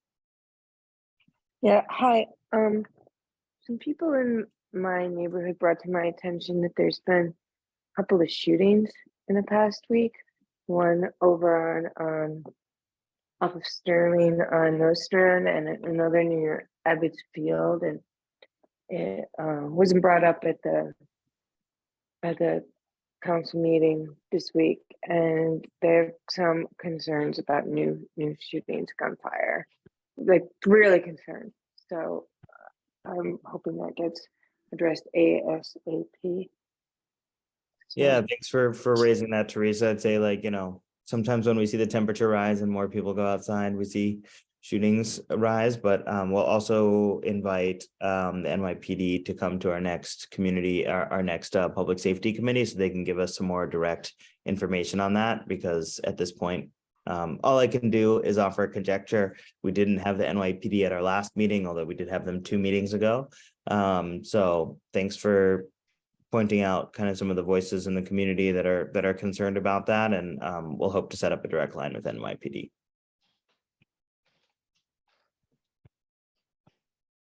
Okay, thank you for that. Are there any other questions for Chair of Public Safety? Okay, hearing none, it sounds like you have 2 applications, and we'll get to the agenda setting. We'll consider those 2, but we'll consider those recommendations. Thanks, Okay. also. Appreciate it. All right. So we've reached the end of the committee reports. I want to thank all the chairs for all the work you're doing. Just a couple of items. 1, make sure if you are planning events, please make sure you fill out the budget request forms. Make sure that they are voted on by your full committee. That way we know they're approved, the committee's behind it, it'll come before us, be approved by the exec, and then it gets voted on by the full board. These activities aren't just committee activities, these are activities of the board. So we want to make sure that they're supported, we're getting resources for them, we're making sure that we're pushing them all out. So please make sure you do that. Additionally, just in terms of attendance, I know that has definitely been a pain point for all the committees. We've already taken actions in terms of removing people from committees who have been, substantial non-attendance. We will be reaching out. I think we've already done that with respect to board members. We're taking good looks at it with respect to community members. We are going to be reaching out. If you have community members that have consistently not been there, please make sure you let us know. I would recommend, if it's possible, to have the conversations just to make sure that everything's okay. But otherwise, we're going to make those movements to start cleaning up and getting really down to where you can operate as committees. So we're looking for that as well. Minutes, if you have not submitted them, please make sure you submit them as soon as possible. I think they were due before, or they might be due right about now. What's your deadline? You have Thursday? Thursday, yeah, Thursday. Deadline is Thursday. Please make sure that those are submitted, and consider this as a cycle, making sure, 1, that your minutes are submitted. Right after that, please make sure that you are responding to the district office in terms of your agendas for the following month. So we're keeping you busy, but the chairs, we need you to make sure that your minutes are submitted and that your agendas are also submitted, so that way we can keep moving. It helps us move forward and make sure that we have all the documentation that is necessary. Okay, with that, there's a couple of chairs who might have some action items. I would ask you to stay behind. Otherwise, if you don't have any action items for the exec this evening, you are free to go. But you can also. Yes, go ahead. That's good. Well, just to let everyone know, you're more than welcome for our next Youth Services Committee.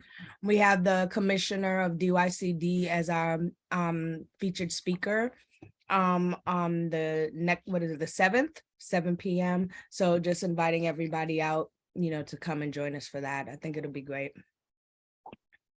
Okay, thank you very much for that. Okay, all right. We are now going to go on to the next item of the agenda, which will be the admin check-in. Mr. District Manager, you have the floor. What do you have for the executive committee?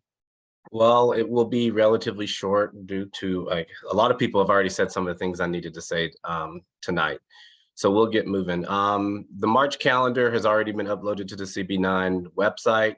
If anybody's interested in the meetings coming up, have them direct them to the website and they'll be able to get the login information. Once we get the agendas, we will put them up on the website in the agendas tab on the website. They will not be on the calendar. They will be on the agendas tab. There is a link directly to the agendas tab on the calendar.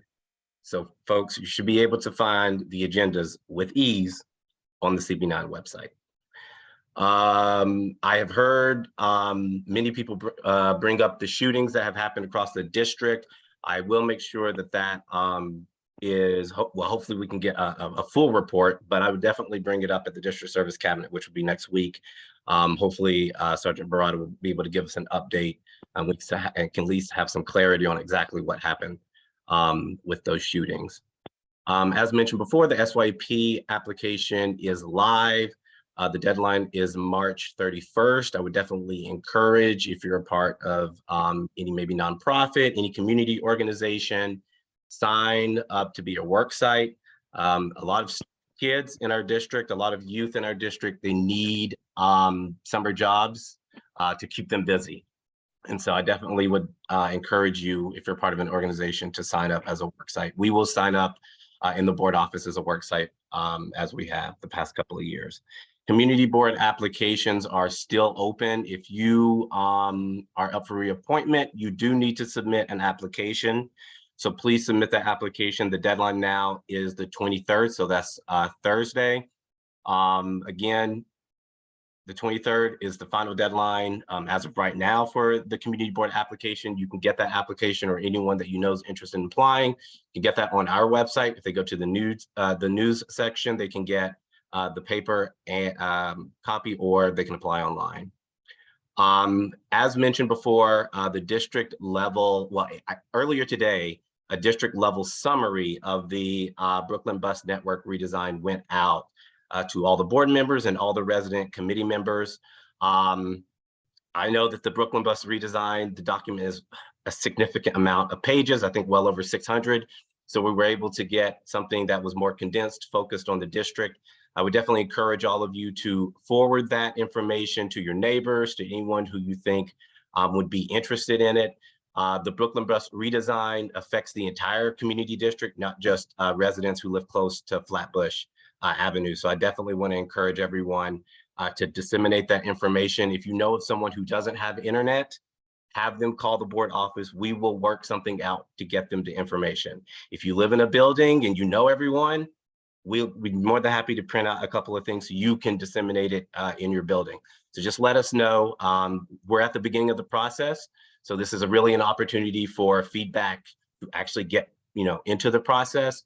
So definitely look through that information. Hopefully the email that I sent out earlier was a little clear, but please review that information accordingly. Also, I forget which day it was, but recently, I think it might have been maybe yesterday morning or this morning, at 431 Fenimore Street, there was a fatal fire in the district. That notification was sent to me by FDNY today. I've already requested follow-up, so once I get information on that specific incident, I will report that out. With that being said, also I've already been in contact with FDNY. They're looking, they want to do like a fire prevention pop-up something in the district to make people aware of fire prevention. And so once we narrow that down, I will disseminate all that information. But if there's anybody, any groups that you think need this information, fire prevention, have them reach out to the board office. We will connect them with FDNY. They go out for many things. We've been able to have the president. They came for the Public Safety Committee's event at Tivoli Tower. They will come out for tenant association, block associations, whatever it is. So let us know. We will connect you with them. Again, I say this every time. If you know of anyone who needs information, have them sign up for our e-blast. We're connecting to more and more community-based organizations. More and more information is coming into the board office. And so we're trying to put it all in one place for people to get it. So if you know of anyone who uses email, have them reach out to the board office, and we'd love to have add them to our weekly e-blast. This has actually just come up recently. I don't have any updated information on it, but I am going to be searching for it. So this is definitely predates me as a district manager, but at least to my understanding, back in late 2018, there was a presentation to erect a memorial for the Honorable Shirley Chisholm. I believe that was supposed to be at Parkside and Ocean Avenue, that entrance of Prospect Park. Honestly, I've not seen anything come across my desk since I've been district manager for this update. So I'm going to reach out to, I think that project was under Consumer Affairs at the time. I'll also reach out to Parks to see if we can get an update on that specific project. But I will keep you all informed of that. And if you all hear of anything in the community, please let me know. So I can have that information as I reach out to these agencies. Also, the board office, right now we're in discussions with HPD, their mobile unit, to do bi-monthly pop-ups throughout the district. You know, with HPD, they have a lot of resources. It's a massive agency, and a lot of folks who live in our district are renters. And so, you know, what we want to do is to do some bi-monthly pop-ups with their mobile unit. We're trying to narrow down those locations. I can just go ahead and tell you those locations will definitely be across the district. They will be in high foot traffic areas, and we'll most likely be looking at some of the larger housing complexes that we have in our district.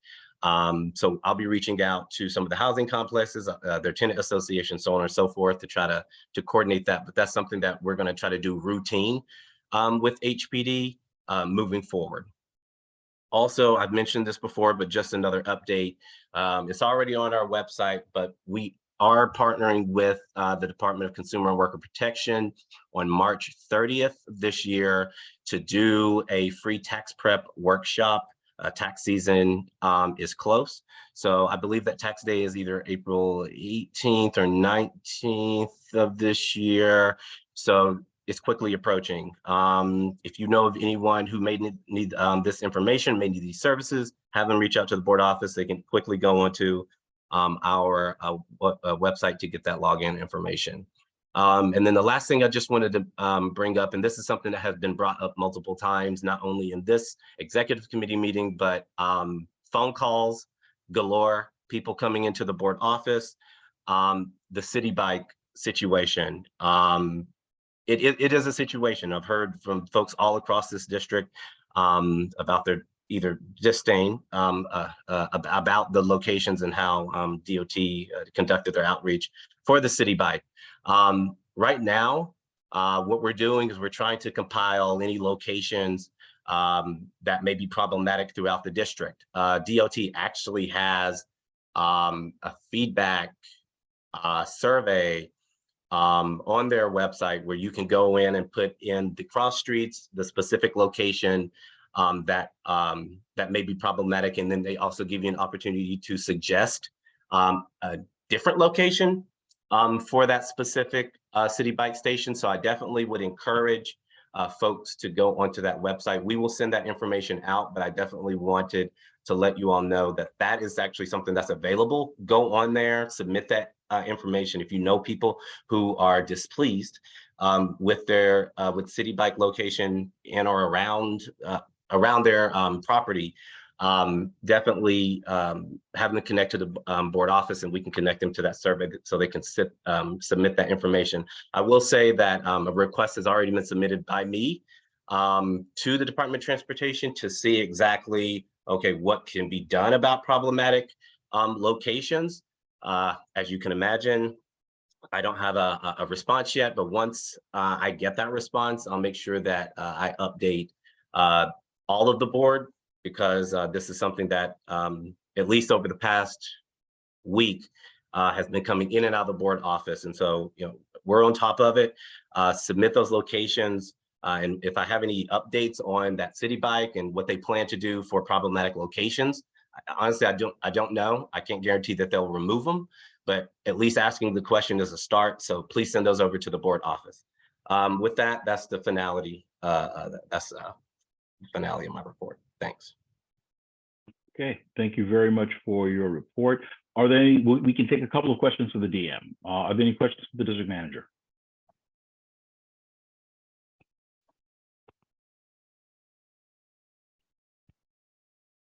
Okay, hearing none, thank you very much. Okay, we're going to go on. Before I go, actually, I did want to provide an opportunity for our treasurer. We didn't have you on the agenda for this month, but did you want to provide a report, a treasurer's report for this month? Hi, Fred. Hi, Mr. Chair. I'll decline on the treasurer's report per se. I'll just save that for the general board meeting, but would it be okay to just speak for a minute? Absolutely, you have the floor, sir. Okay, thank you, Mr. Chair. Oh, well, I just want to let everybody know, I mean, the executive board knows and the district manager and staff know, but this will be my last executive board meeting with CB9. It's really been a pleasure working with everybody and partnering with all of you and learning from all of you. I'm looking forward to continuing to contribute to our community and to Community Board 9 in different ways. And I'll have more to say at the general board meeting, but I just want to give a heads up to those who are on this call that this will be my last general board meeting and, executive board meeting. And I'll share more next week. Okay, thank you very much, Phil. Thank you. It's been real, Christian. It's been real. Indeed, it has. It has. Okay. All right. Okay, so with that, we are going to move. I'm going to try and be as quick as our district manager with respect to the report. I think a lot of items that I probably have in mind have been touched on, but I definitely want to make sure, wherever possible, I want to give some additional background. Fred, are we gonna be able to? Are we gonna sneak in these the liquor license votes later? Yeah. Listen, I'm going to try and get a few minutes just for this. Right after that, we're going to set the agenda, so we're going to put the votes in for the liquor licenses. So, give me about 5 minutes to do this report, and then we're going to go right into those items. Okay, cool. I might have to walk my dog, but I'm gonna join on the headphones. Sorry about that. Worries. No worries. No worries. Okay. All right. So, I just want to say that we've got a lot, as evidenced by the reports that you've heard from all the committees and the chairs in the district office. There is a ton going on in the district. There is a ton going on in the city. So, it's really imperative, and this is one of the reasons why we're trying to do those things in terms of improve our efficiency, making sure we're effective, making sure that we're communicating as well as we can to make sure that we're able to get the work done. There's a lot, but I guess let me begin at the beginning. First, I just want to go back and just give some follow-ups with regards to the board membership. So, this has been a conversation for a while, and I think you heard some of the impacts that have been happening, but attendance has definitely always been an issue with the board. So we've already begun the conversations and made movements with respect to identifying individuals who have had attendance issues, chronic attendance issues, and we had started the process in terms of removals. So there may potentially be some applications that are coming before the full board that will be coming up at this next meeting, and we will schedule for those to happen as well. Additionally, not just board members, but we've also had issues with resident committee members. Again, we're hearing the impact that happened on your on the committee levels.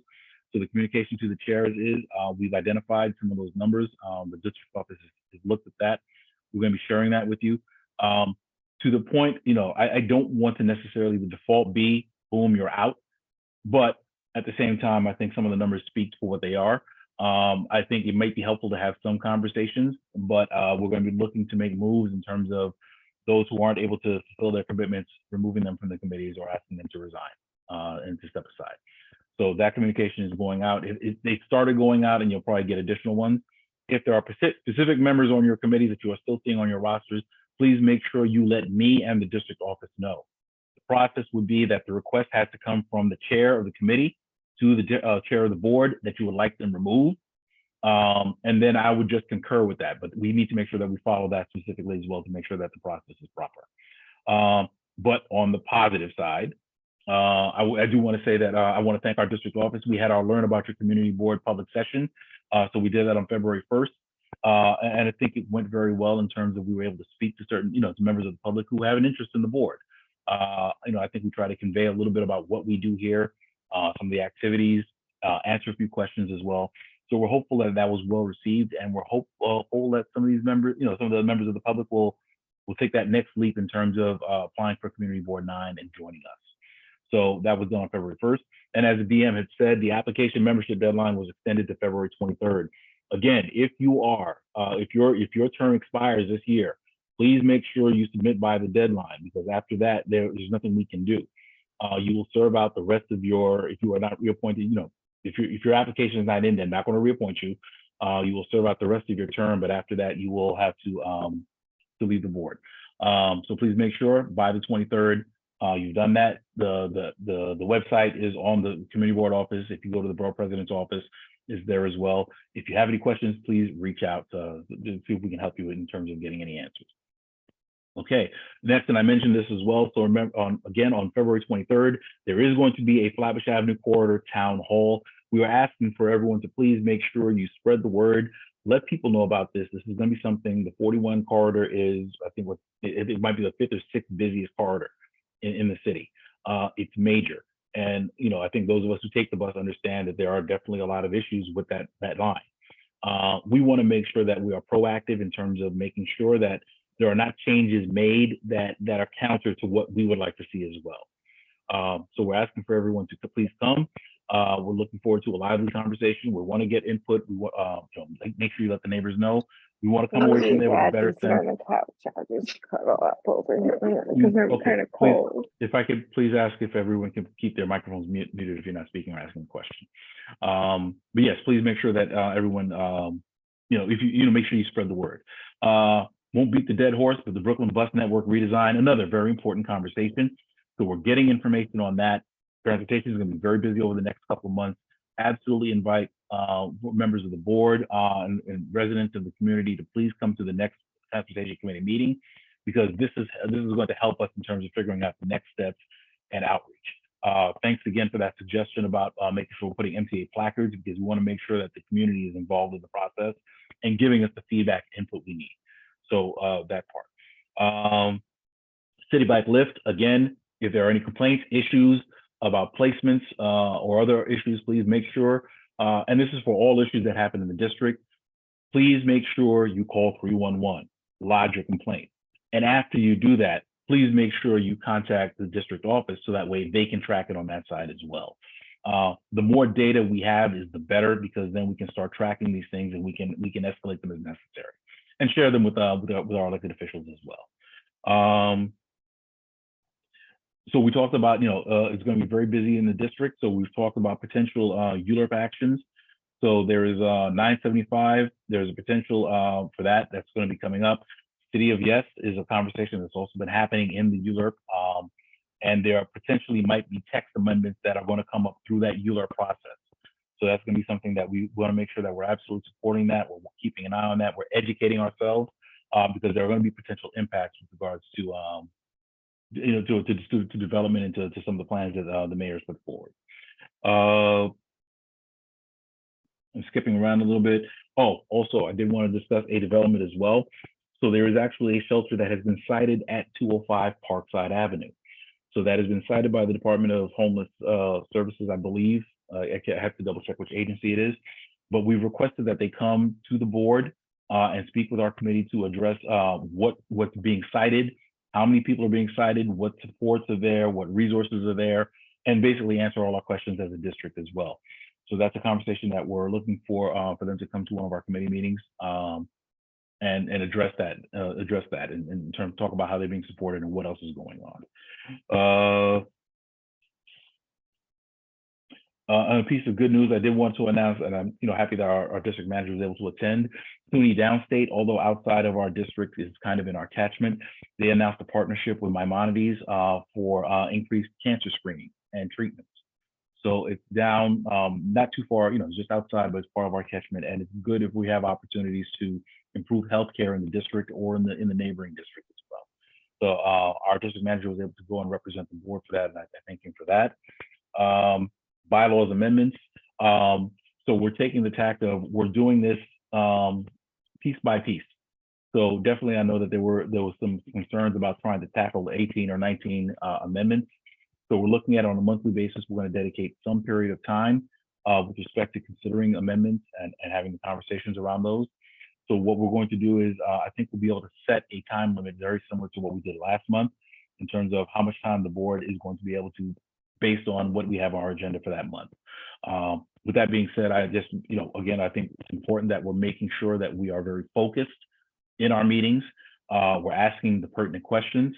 We're making sure that we are concise in our speech and getting right to the point, so that way we can get these things done and move forward and continue the conversations. And last, I just want to point out very quickly with regards to the community fair. So this is something that we did last year. I think it was a really positive experience. I came away really excited about this community and this board. And this is something we want to duplicate this year. So what we're looking for is that the district office is going to be running admin point on this. So the question or the request is for all the committees. I'm glad to hear that Parks has already started the conversation. I'm glad to hear that Youth Services has started the conversation, and I'm asking for all the other committees as well to make sure you're looking out and thinking of if there are any activities or elements that you would like to see added on top of what we did last year, we accomplished last year. So please make sure you're vetting those, you're creating the plans, scoping out budget and bringing that to our attention. So voting on it through your committees, bringing it to the exec, so that way we can understand fully the scope of the kind of programming we want to have at our community fair. So a number of those things are going to be determined by timing in terms of when we can get permits. Budgets obviously are going to play a role in that, but the way we're able to make decisions is when we have the information and the data in front of us. So please continue doing that. I would ask for that information sooner, much sooner rather than later, so that way we can get it before the district manager and I guess the treasurer to be, whoever they are out there in the world, so that we can have the conversations and really make sure that this is something successful and even bigger than what we did last year, which was a phenomenal event. So that is all I have to report at this time. Informational purposes. I don't have any action items other than I think what was discussed in the other committee meetings, committee reports. Okay, at this time I will take any questions.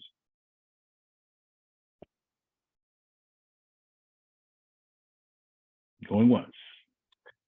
I don't have any questions. I just have something to add. Yes, go ahead, sir. Yeah, so I missed this on my report, so I just wanted to bring it up. I believe back in November of 2021, I believe the Department of Transportation presented either to the Transportation Committee or the board regarding a Washington Avenue improvement project.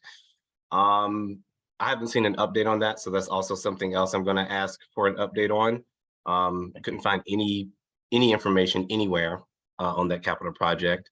And then also, this is something that I haven't seen in our community district, but one of the other district managers at another community board in Southern Brooklyn had sent me. Neighborhood loading zones are apparently popping up all over the place. So if you just so happen to see one of these pop up, please let me know immediately. I've already requested from DOT to see if we can get a list if these are coming to our district, and if so, a list of the locations. But I just wanted to add that, and updates will be in the future. Thanks. Okay, thank you very much. Are there any other questions for the chairs, for my chairman's report? Ms. Westerdahl, I see your hand. I just want to, Dante mentioned Washington Avenue on Empire, Washington, that is that what he's talking about? That area that used to be a park that's now just concrete and there's no border where the driveway is into Western Beef? No, You just drive right. Yeah. That's an awful kind of mess there. There's additional that's been an additional construction that they're doing, and construction has been delayed because of other issues that they've had. They're still supposed to be cleaning that up. I can't remember what the deadline is by when they're But gonna finish. it's just a huge concrete block now. I mean, they Understood. took And out all the trees. They took out, there's like one little spindly or two little spindly trees now. It's just complete concrete. right. My understanding is they are I supposed thought to that was a park.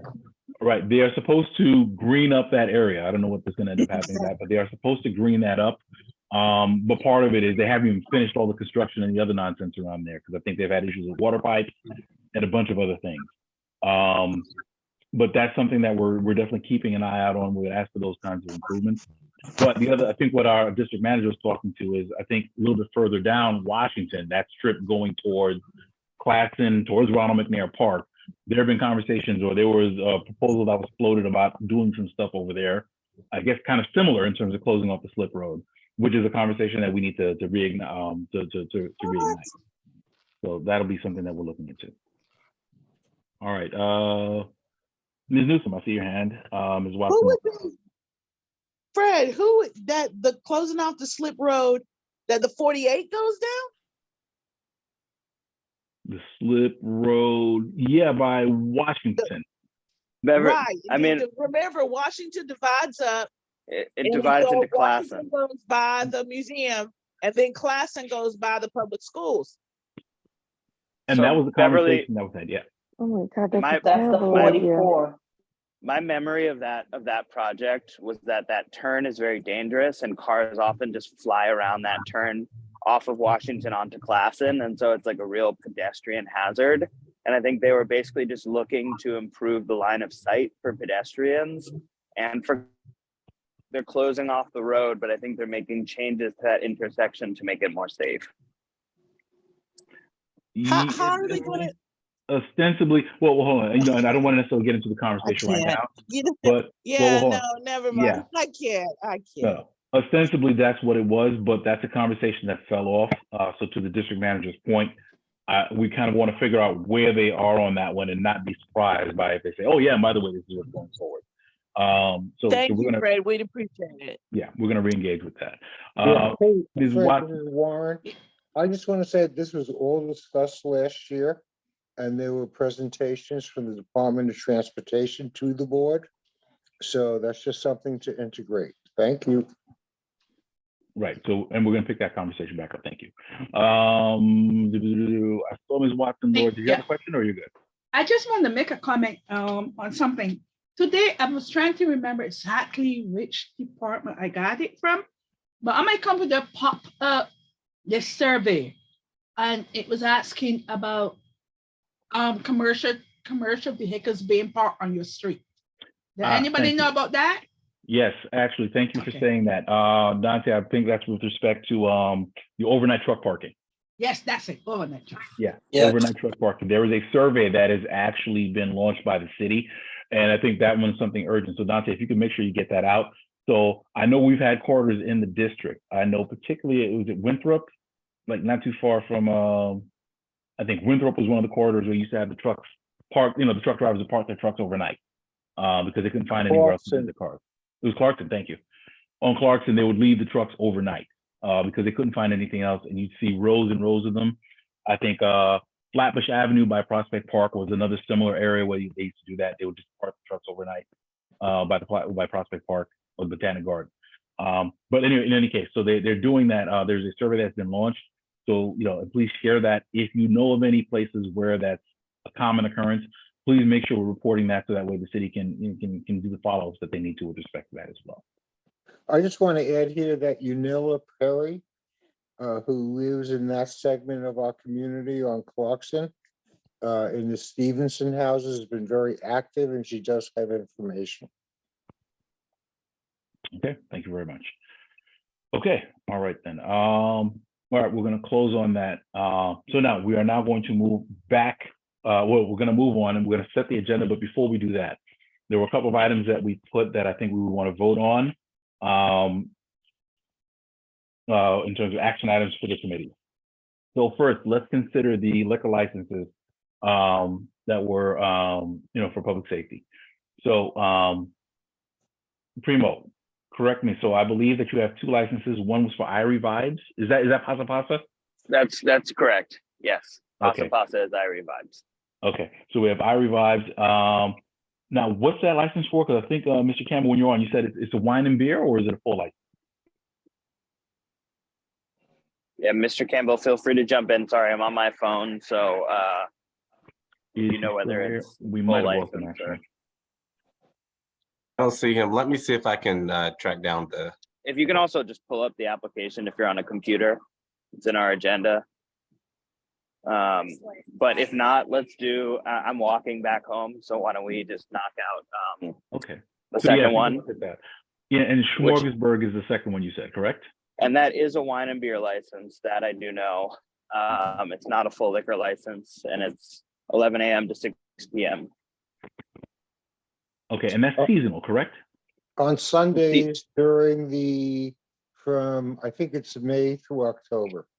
Yes, correct. Thank you, Right. Warren. Okay. All right. So let's look at that one first then while we're getting the information. So, okay. So now, are there any questions with regards to the application? This is an annual application. They come to us every year or every 2 years or so. But this is something that's normally done within Prospect Park. I don't think we've had any issues. Dante, can you confirm? I don't think we have any complaints or issues with NYPD or anything else, do we? We had No. no complaints for either location, which we covered during the committee meeting. Okay, thank you very much for that. All right. So with that being said, are there any questions with regards to either of those applications? It's Warren. I just want to add that Smorgasbord on the Sundays, they estimate that 10,000 people visit that site and they go through our community, which is, good for our ancillary stores. Thank you. Okay. No. Okay. Thank you very much for that then. All right. So with that, I will entertain a motion, and this is for members of the executive committee only. Actually, and just for the record, let me confirm. Warren, I heard your voice. Ms. Leopold, I saw you as well. Ms. Watson Lord, I see you as well. Chris, you still with us? Yes, I'm here, but I didn't raise my hand, I don't think. No. I'm just confirming attendance because we're gonna have a couple of votes coming up. Oh, I apologize. Yes, I am here and ready to vote. Okay, I see Mr. Almanor. I heard you. Kyrie, I thought I saw Kyrie on. Yeah, he's there. He's there. Okay, and Kyrie is on as well. Okay, so we have a full house this evening. All right. So with that being said, I will entertain a motion at this time for the executive committee to approve this being moved on to the general board moved on for a full vote by the general board. I second the motion. Both liquor licenses? Okay, yeah, for both liquor licenses. Okay. Yes. Okay, I have Yes. it moved by Warren Burke and I heard a second. Kyrie, is your second? Yes. Second by Kyrie. Okay, are there any questions? Hearing none. Hearing no objections. Do we have common consent? Are there any objections to common consent, approval by common consent? No. No objections. Okay, hearing no objections, they are approved by the board by common consent, by the exec committee by common consent, and they'll be on the agenda. Thank you, everybody. Thank you very much, Primo.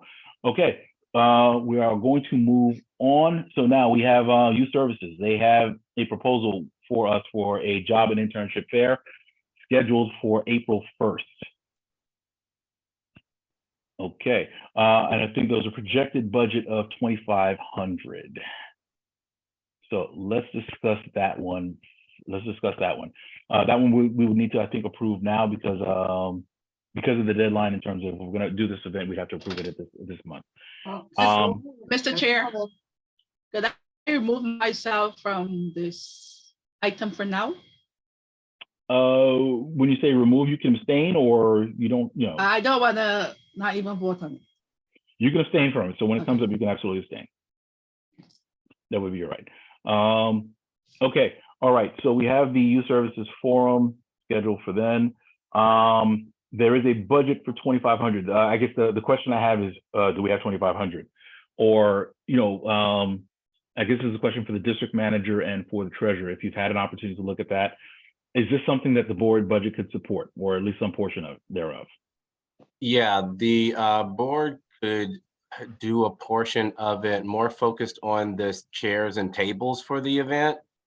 Unfortunately, we're not going to be able to do the full 2,500, but for the chairs and tables, I believe that that is something that we'll be able to accommodate. I don't remember off the top of my head. I'm trying to look through to get the number, but I believe it was like $400 for the chairs and seats, but I'm trying to confirm right now. Okay. Chris, did you have any questions with respect to that? I apologize, Mr. Chair. Can you say again which event we're referring to? This is for youth services, the job and internship fair. Yeah. And are we only considering that youth services event right now? Yeah, I want to table the second one only because I want to take that in, I want to kind of get all the community fair stuff together. So that way we can look at what portions there, we can consider. Because I think this is one, we've seen one other from Parks. I would like to see if there's any others so that way we can look at them as a whole package. Right. Okay. That makes sense. Yeah, only because we have a little bit of time to consider that as well. So we can get some more information. That makes sense. And also, just to make sure I'm tracking well, that proposal from Youth Services has cleared their committee, but it has not been voted on either at exec or the general board meeting. Is that right? Correct. So if we're comfortable with the event, we would forward it to the board for consideration. And we can talk about if there's any conditions or terms that we need to set with that as well. But otherwise, from what you've seen, do you have any major concerns with regards to the event? Financially, no. I think what Dante mentioned is correct. We can fund, there's money to fund a portion of it.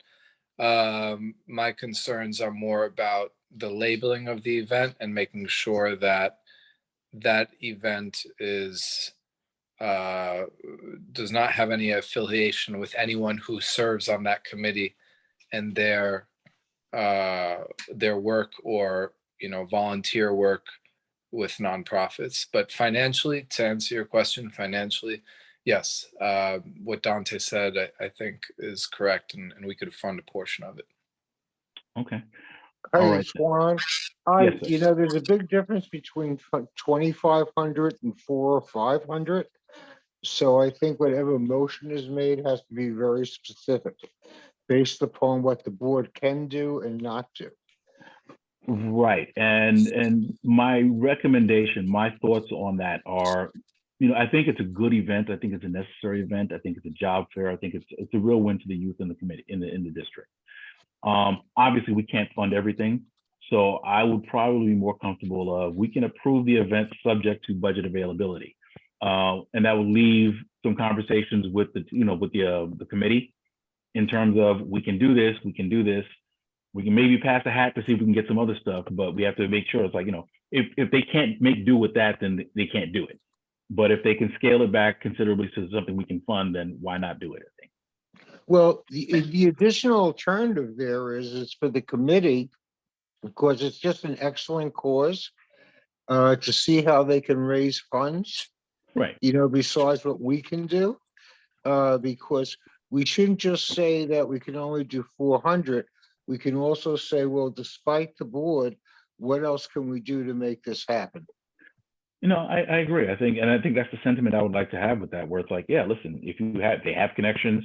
If we have connections, if we have people in the community who would be supportive of something like that, we can ask for contributions in kind. We can talk to the elected officials, see if there are any vendors who are sympathetic to it. But I think perhaps the best way to proceed is at least to approve the event subject to budget funds, or subject to budget availability. I So agree. we can get the money. Okay, great. If the money doesn't come in, then it is what it is. It can't happen anyway. Yeah, but if so, could have some conversations with me or Dante, just so we could see what's going on here, because we have very little information on this, and how do we make it happen? And that should be the objective. Absolutely. Chris, I see your hand. Go ahead. Thank you, Chair.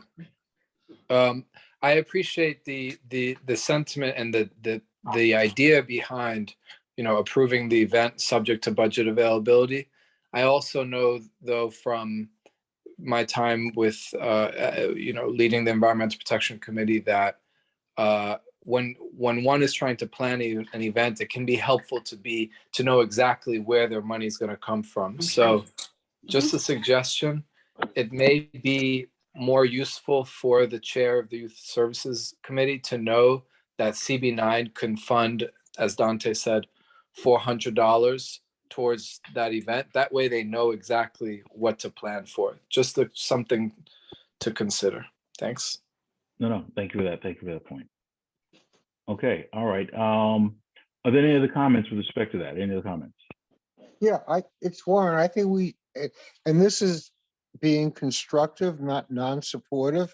I think we should table this and get more information, go to the next meeting, and really have a plan of what we can do and can't do. The only issue that arises from that is because of the date of this event, it would be April. So we're at the end of February. So if we don't approve it this month, this probably doesn't happen. Okay, so I withdraw my comment. Okay, thank you very much.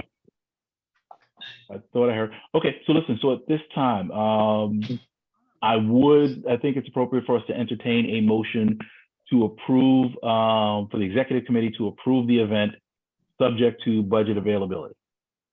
So made. I see it moved by Warren Burke. Do I have a second? Second. I hear a second by Francisco Leopold. Any other questions or unreadiness? Okay, hearing none. Just a question, Fred. Yes, I'm sir. sorry. Yes. No, go ahead. So what are we saying then to Youth Services Committee when we say budget availability? How much should they be expecting that CB9 is going to fund? I believe per the district manager, we got 400 and we'll work on seeing what else we can get. Okay. All right. Yeah, I think we're all aligned. Thank you. But by seeing what we can get means fundraising. Let's be clear. Correct. No, I mean, yeah, absolutely.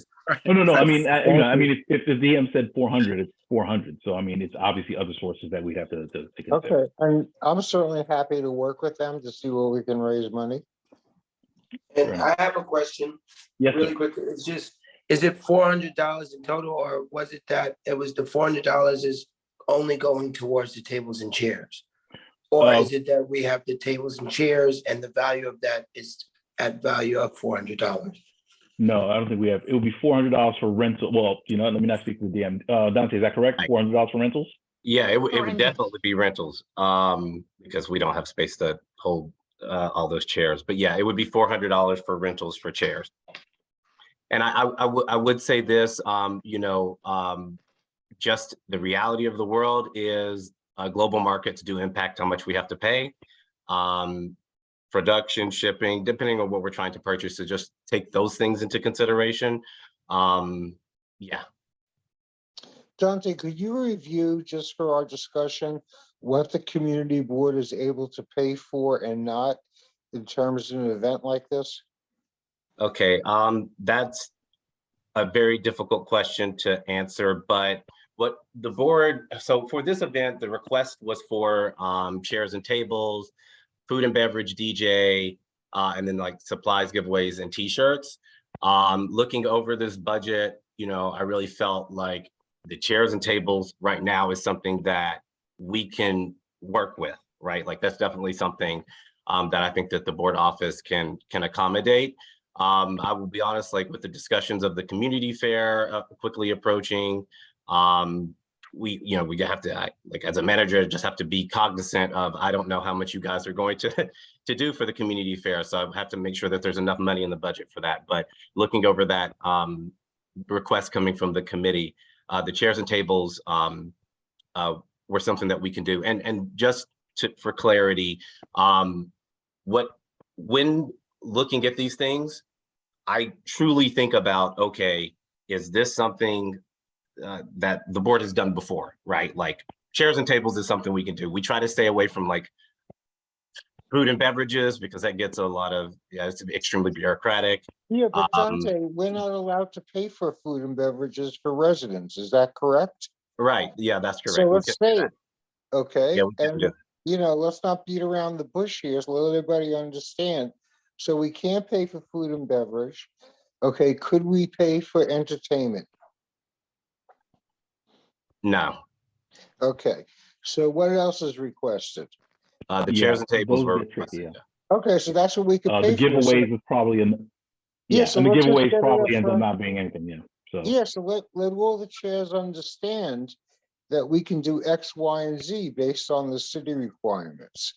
So when you say you can't pay for food and beverage, it's not that our desire is not to, it's just that we're unable. right. That's my point. But, Thank you. but the only thing I would say is this, and this is just for all the chairs as well, just to have the context. When you're planning an event, if that's what's required or desired for that, I would say ask for it. With the understanding that that might not be something funded through the board office.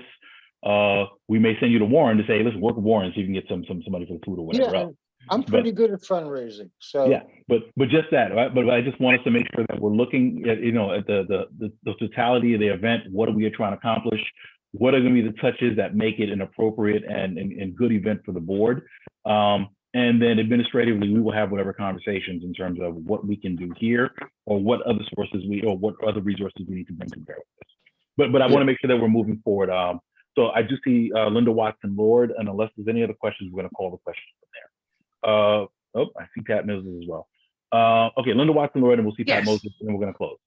I just got one simple question, and I've been sort of like worried about this for a while. If a committee wants to host an event, how do they submit the proposal and the budget to the board or to the office? Because tonight I'm on that committee, and tonight, just not tonight, a few minutes ago, I got a notification and something came out of my committee which only shows me some notations, or actually, what do you call it? Some notations of the event, but nothing shows me the cost on this. So unless I lost something somewhere along the line. So I am a little bit, so that's my reason for really wanting to stay out of the conversation and having any vote on it, because I really don't understand. I think if you had listened to Chris carefully, Chris had bring a little important point, like, who are the partners in these events and and stuff like that. I mean, if you want put together an event, and we should be able to say to the board how much money, or speak to the board before now to know that the board can only give us $400, right? So that when we submit our budget, we know we're just getting $400 from the board, and not to think that the whole $2,500 is going to come from our board budget. I am a little bit mixed up. I am not clear, so I think they need to be, to me, this need to go back, and maybe the chair and the district manager might need to come have a conversation with this committee on how to rule this thing. Only because of the time perspective, I would want to move forward with we approve it, because if it can't happen because there's not enough budget or something else happens, then obviously this is something we scrap, and this is something that's under the purview of the district manager and the chair. Will have the conversation about, listen, if we can't do it, if $400 is not going to do it and we can't raise the money, then it's a moot point. But at the very least, I think we've discussed it and we have an idea of what we're looking at prospectively, and we can do that. And perhaps I'll talk to Dante, and maybe, to your point, I want to make sure that everyone is clear in terms of what we're looking for and in terms of the process. So we'll talk offline, and we'll make sure that the specific, we will make sure that the entire board is on the same page with this. Okay, cool. Ms. Moses, I see you, and then we'll have to close the question. Yeah, I just wanted to say that this is not new. You did it last year. And so I don't really understand what the problem is, because even with food, last year, the vendors actually came with some food and they were selling us the food. So we couldn't contribute to food, but just look at the plan from last year, it was very successful. If you just use that plan and move on. I mean, why are we rehearsing, saying the same old stuff over and over again when you know what we need and you know we can't go out and raise money. However, the vendors can come and set up shop like they did last year, and we can eat and we can hear music and all that other good stuff. I think, Ms. Moses, we're not talking, I hope we don't mix up the portion with the street, with the family than this internship event. Oh, no, I was. But I think what I think Ms. Moses' point is that I think in terms of, from that event, we know we couldn't pay for food. And Yeah, we but we didn't didn't pay have for food, this so there were just event certain last things. year, right? Right. No, but I think there's just some of the general points in terms of what we could pay for. I think we kind of have an idea of that.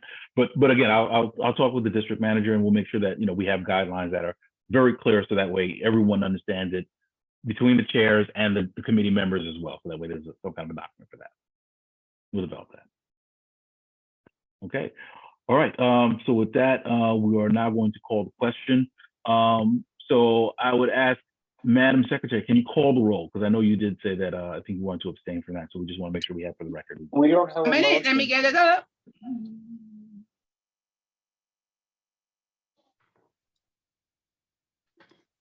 Irene?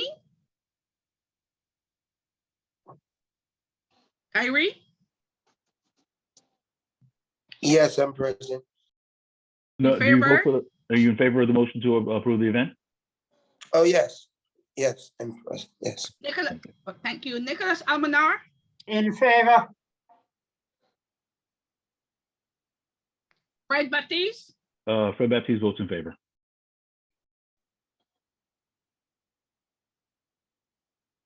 Warren Burke? Yes. Francisco Leopold? Yes. Okay. 1, 2, 3, 4. Linda? Abstain for now. I'm on the committee, so I don't want to be. So we've got. Oh, you skip Chris. Oh no, Chris. I skipped Chris. I come back. Chris. In favor. Okay, cool. All right. So we've got 1, 2, 3, 4, 5, 6, 4, and 1 abstention. It's passed. Okay, thank you very much. Okay, so those were all the action items. So at this time, now we're going to go on to our next to last item. We're going to set the agenda for the meeting. All right, so let's please note. Excuse me for interrupting. Are we voting on the veil also? Thank you, sir. Oh, yes, Thank I you very know, much. but Thank you very much. My apologies. Thanks for Okay. catching that. Okay, so we had that last recommendation on the Prospect Park Veil. So the Parks and Recreation and Culture Committee voted in favor. All right. So at this time, are there any questions with respect to this proposal? Can I clarify? Basically, the Prospect Park Alliance is recording a letter of support from the board. Thank you for that correction. Plan of the veil restoration. So that's what we're voting for. Thank you very much. money. Well, we haven't even voted for it. We haven't put a motion to it, motion on it yet. Okay, well, do I have a motion to adopt the committee's recommendation to provide the letter of support? So moved, sir, by me. I have a move by Linda Watson-Laura. Do I have a second? Second. Second by Nicholas Almanor. Okay, on readiness, questions. Do we have any questions? Oh, sorry. I do see Teresa Westerdahl. Did you have a question? Yeah, for the veil proposal, I just would like to make sure that as a board member, when we're voting next week, I want to be sure as to what we're voting on, because the proposal has changed several times, and it's changed since the last time they were before us, from what I understand. So I just wanted to be really clear, because there was some blowback about these big structures they were going to put in, the bathroom. It's changed, and I'm really not sure what it is now. So I would like to know, and I'm sure other people would like to know, what it is that we're voting to recommend yes or no on. Absolutely. So what we can do is, Mr. Almanor, do you have a copy? Is there a copy of that last proposal on file with the office? Yes, it is. It was part of a presentation in our January meeting. So Okay, if you go and look at the YouTube video, the newest proposal is on there. okay. Yeah, I Dante, don't want to look at the video. I want to see, no, I no, want no, to be able to we'll read make it. sure, no, we'll What? forward the proposal. We'll make sure we have the proposal and then I'll be forwarded. So the proposal that was voted on by the committee will be provided to the board.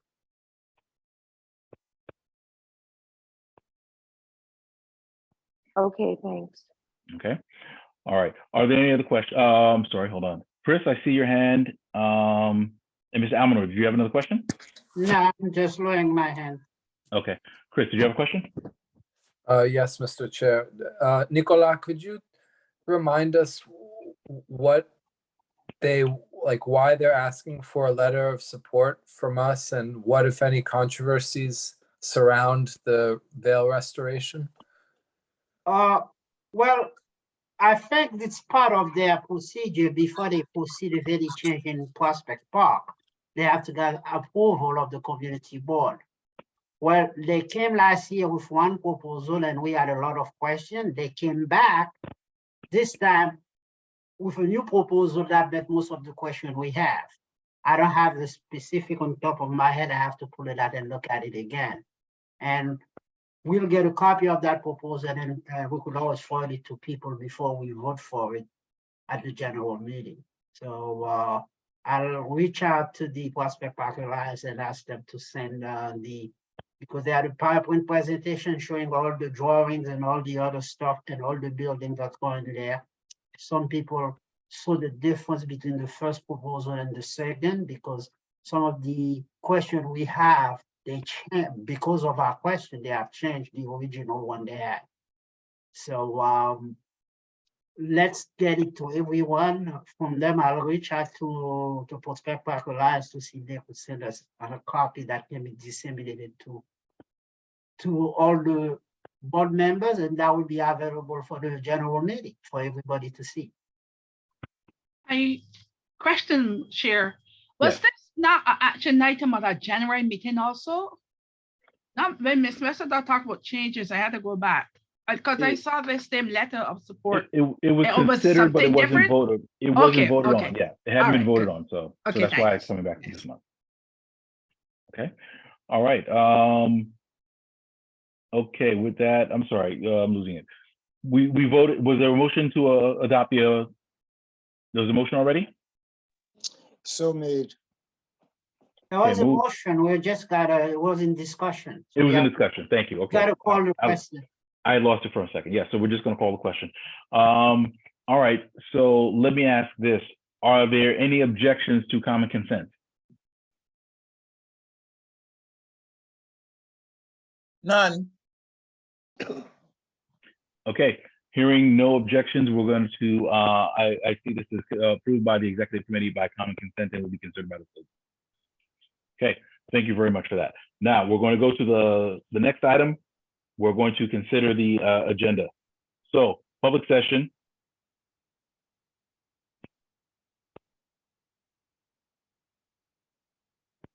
So we're gonna have the public session, which is going to be, do we have any presentations, Dante? No presentations. Okay, so we have SLA applications, the two that we approved for, was Irie, I had the note, Irie Vibe, Vibes, yes. thank you, Irie Vibes and Smorgasburg. Okay, after that, we are going to have public commentary.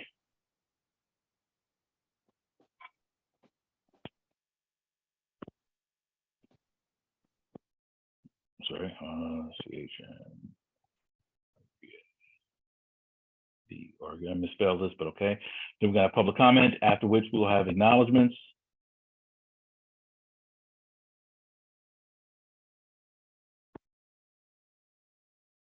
After which we will have, yeah, then we're gonna go into the business session.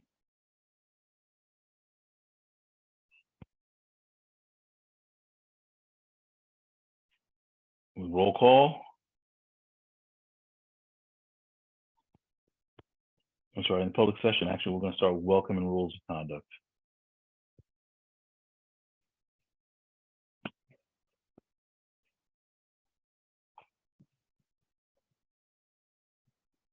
Okay, roll call. We will have the approval of minutes.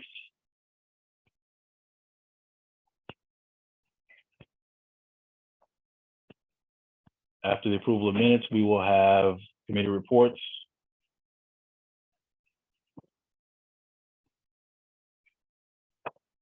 After committee reports, we'll have the district manager's report.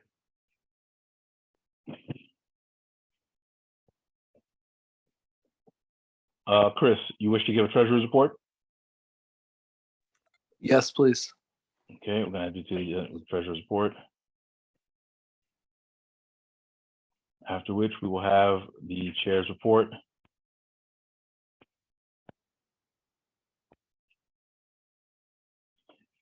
Then we're gonna have our voting items.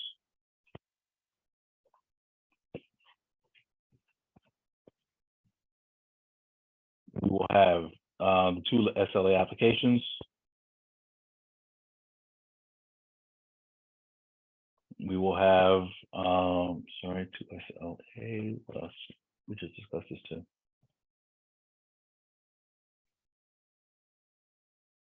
We're going to have, I'm sorry, yes, the job fair. The job and internship fair.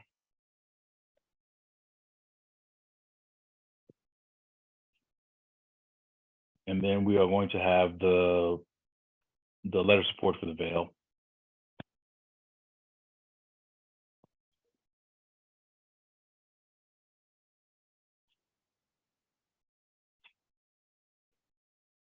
And we will consider amendments, bylaws amendments. Similar to last month, the goal will be, we will see where we are. We're going to set a time limit as well as limits for debate. And we will adhere to that, and we will see what we will consider at that time. And once time is expired, we will move on unless there is a motion to extend. Okay, then after that, I'm sorry. Okay, I do not believe we have any old business. We'll have unfinished business, new business, and we adjourn. Okay, are there any items missing from the agenda as I stated?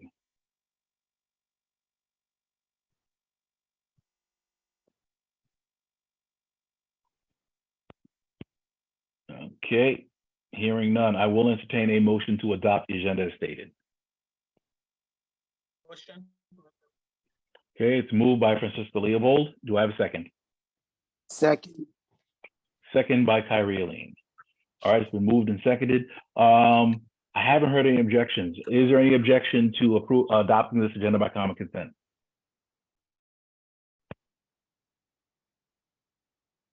Hearing none. Hearing no objections, this agenda is adopted by common consent and will be presented to the board for the meeting next week, Tuesday, the 28th. Okay. So with that, is there any other old business for this board, this committee to consider? You know, it's Warren. Yes, sir. Nothing to do with the agenda, but just for general information. Have we heard anything about where we're going to be holding meetings in terms of the COVID mandates and they're expiring? Good question. This one, I think we're covered, and Dante, please correct me. We're covered at least through this meeting this month. I don't believe I've heard anything yet, but we should probably be expecting something to come shortly with regards to what we're doing next month. Yeah. Okay, thank you.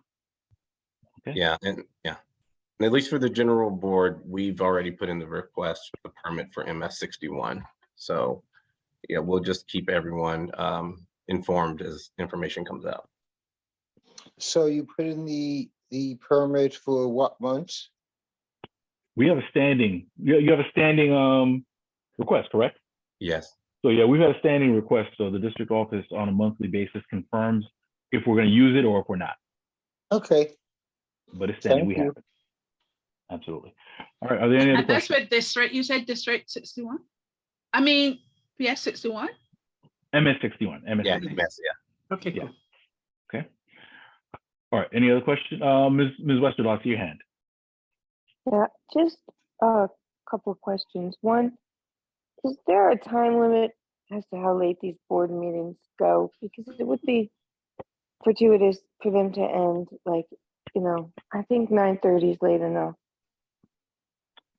And Go ahead, I'm sorry. yeah, just a time limit with these meetings. Sometimes they go too late and I'm not gonna be able to stay so long for them anymore.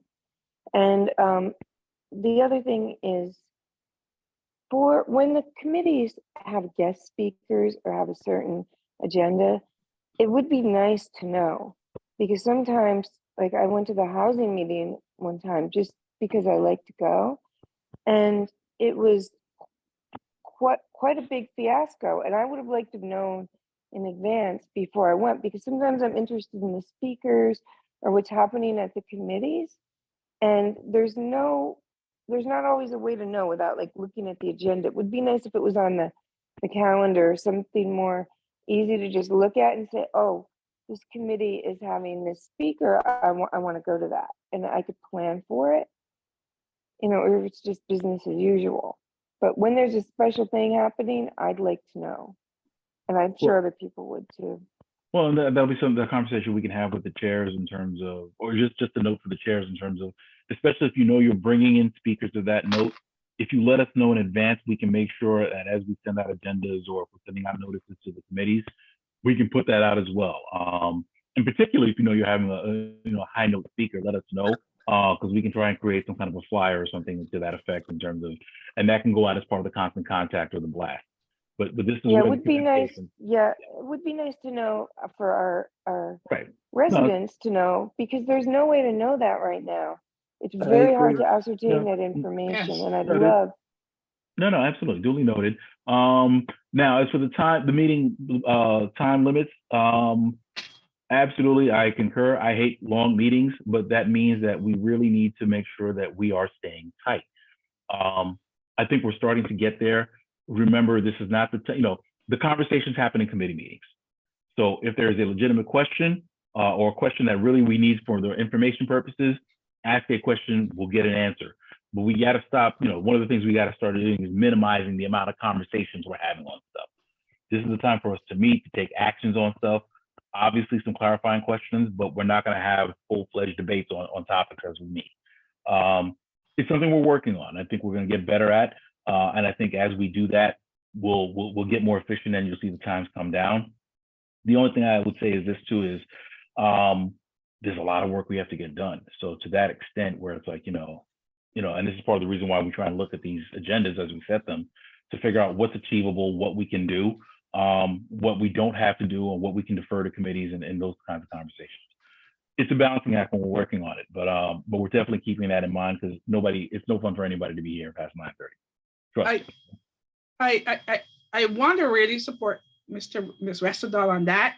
Like tonight, I time each session. We begin at 7:06. By 7:36, we begin the committee chairs check-in, and that takes us all the way to 8:43. Your check-in started at 8:59, and by 9:15, we was ready to set the agenda for the board meeting. So I think we really got to look at our timing with reporting and questions from our committee chairs. Every time we might not be able to have like a written committee, but I know last year we were doing good with committee chairs sending in written their meetings and stuff was doing good. Now we are lacking a little bit, so we might. And we'll definitely make sure, and that's something I look at as chair, and I ask all my chairs to do that for their meetings as well. We got to keep it tight. I'll definitely endeavor to keep it much tighter. And like I said, to that effect, we might have to eliminate or really severely limit the questions too. But all together, I think we're working to keep it tight. We'll be there. Yeah. But with that respect, let's do this rather than keep you for the next. Let's go home. Okay, so I think seeing no other business at this time, I will entertain a motion to adjourn. Motion to nobody- adjourn. No, I was- Nobody don't want to go now. Motion to adjourn. So All right. moved, so moved. It's Right. been moved and seconded. Yes. All those in favor, say aye. Aye. Aye. Hearing Good night, majority, good night, stand good night. adjourned. Madam Secretary, time is 9:55. Thank you. Have a great night. Bye, Christian. Have a good night. Good See everyone next And week. it's- and it's first.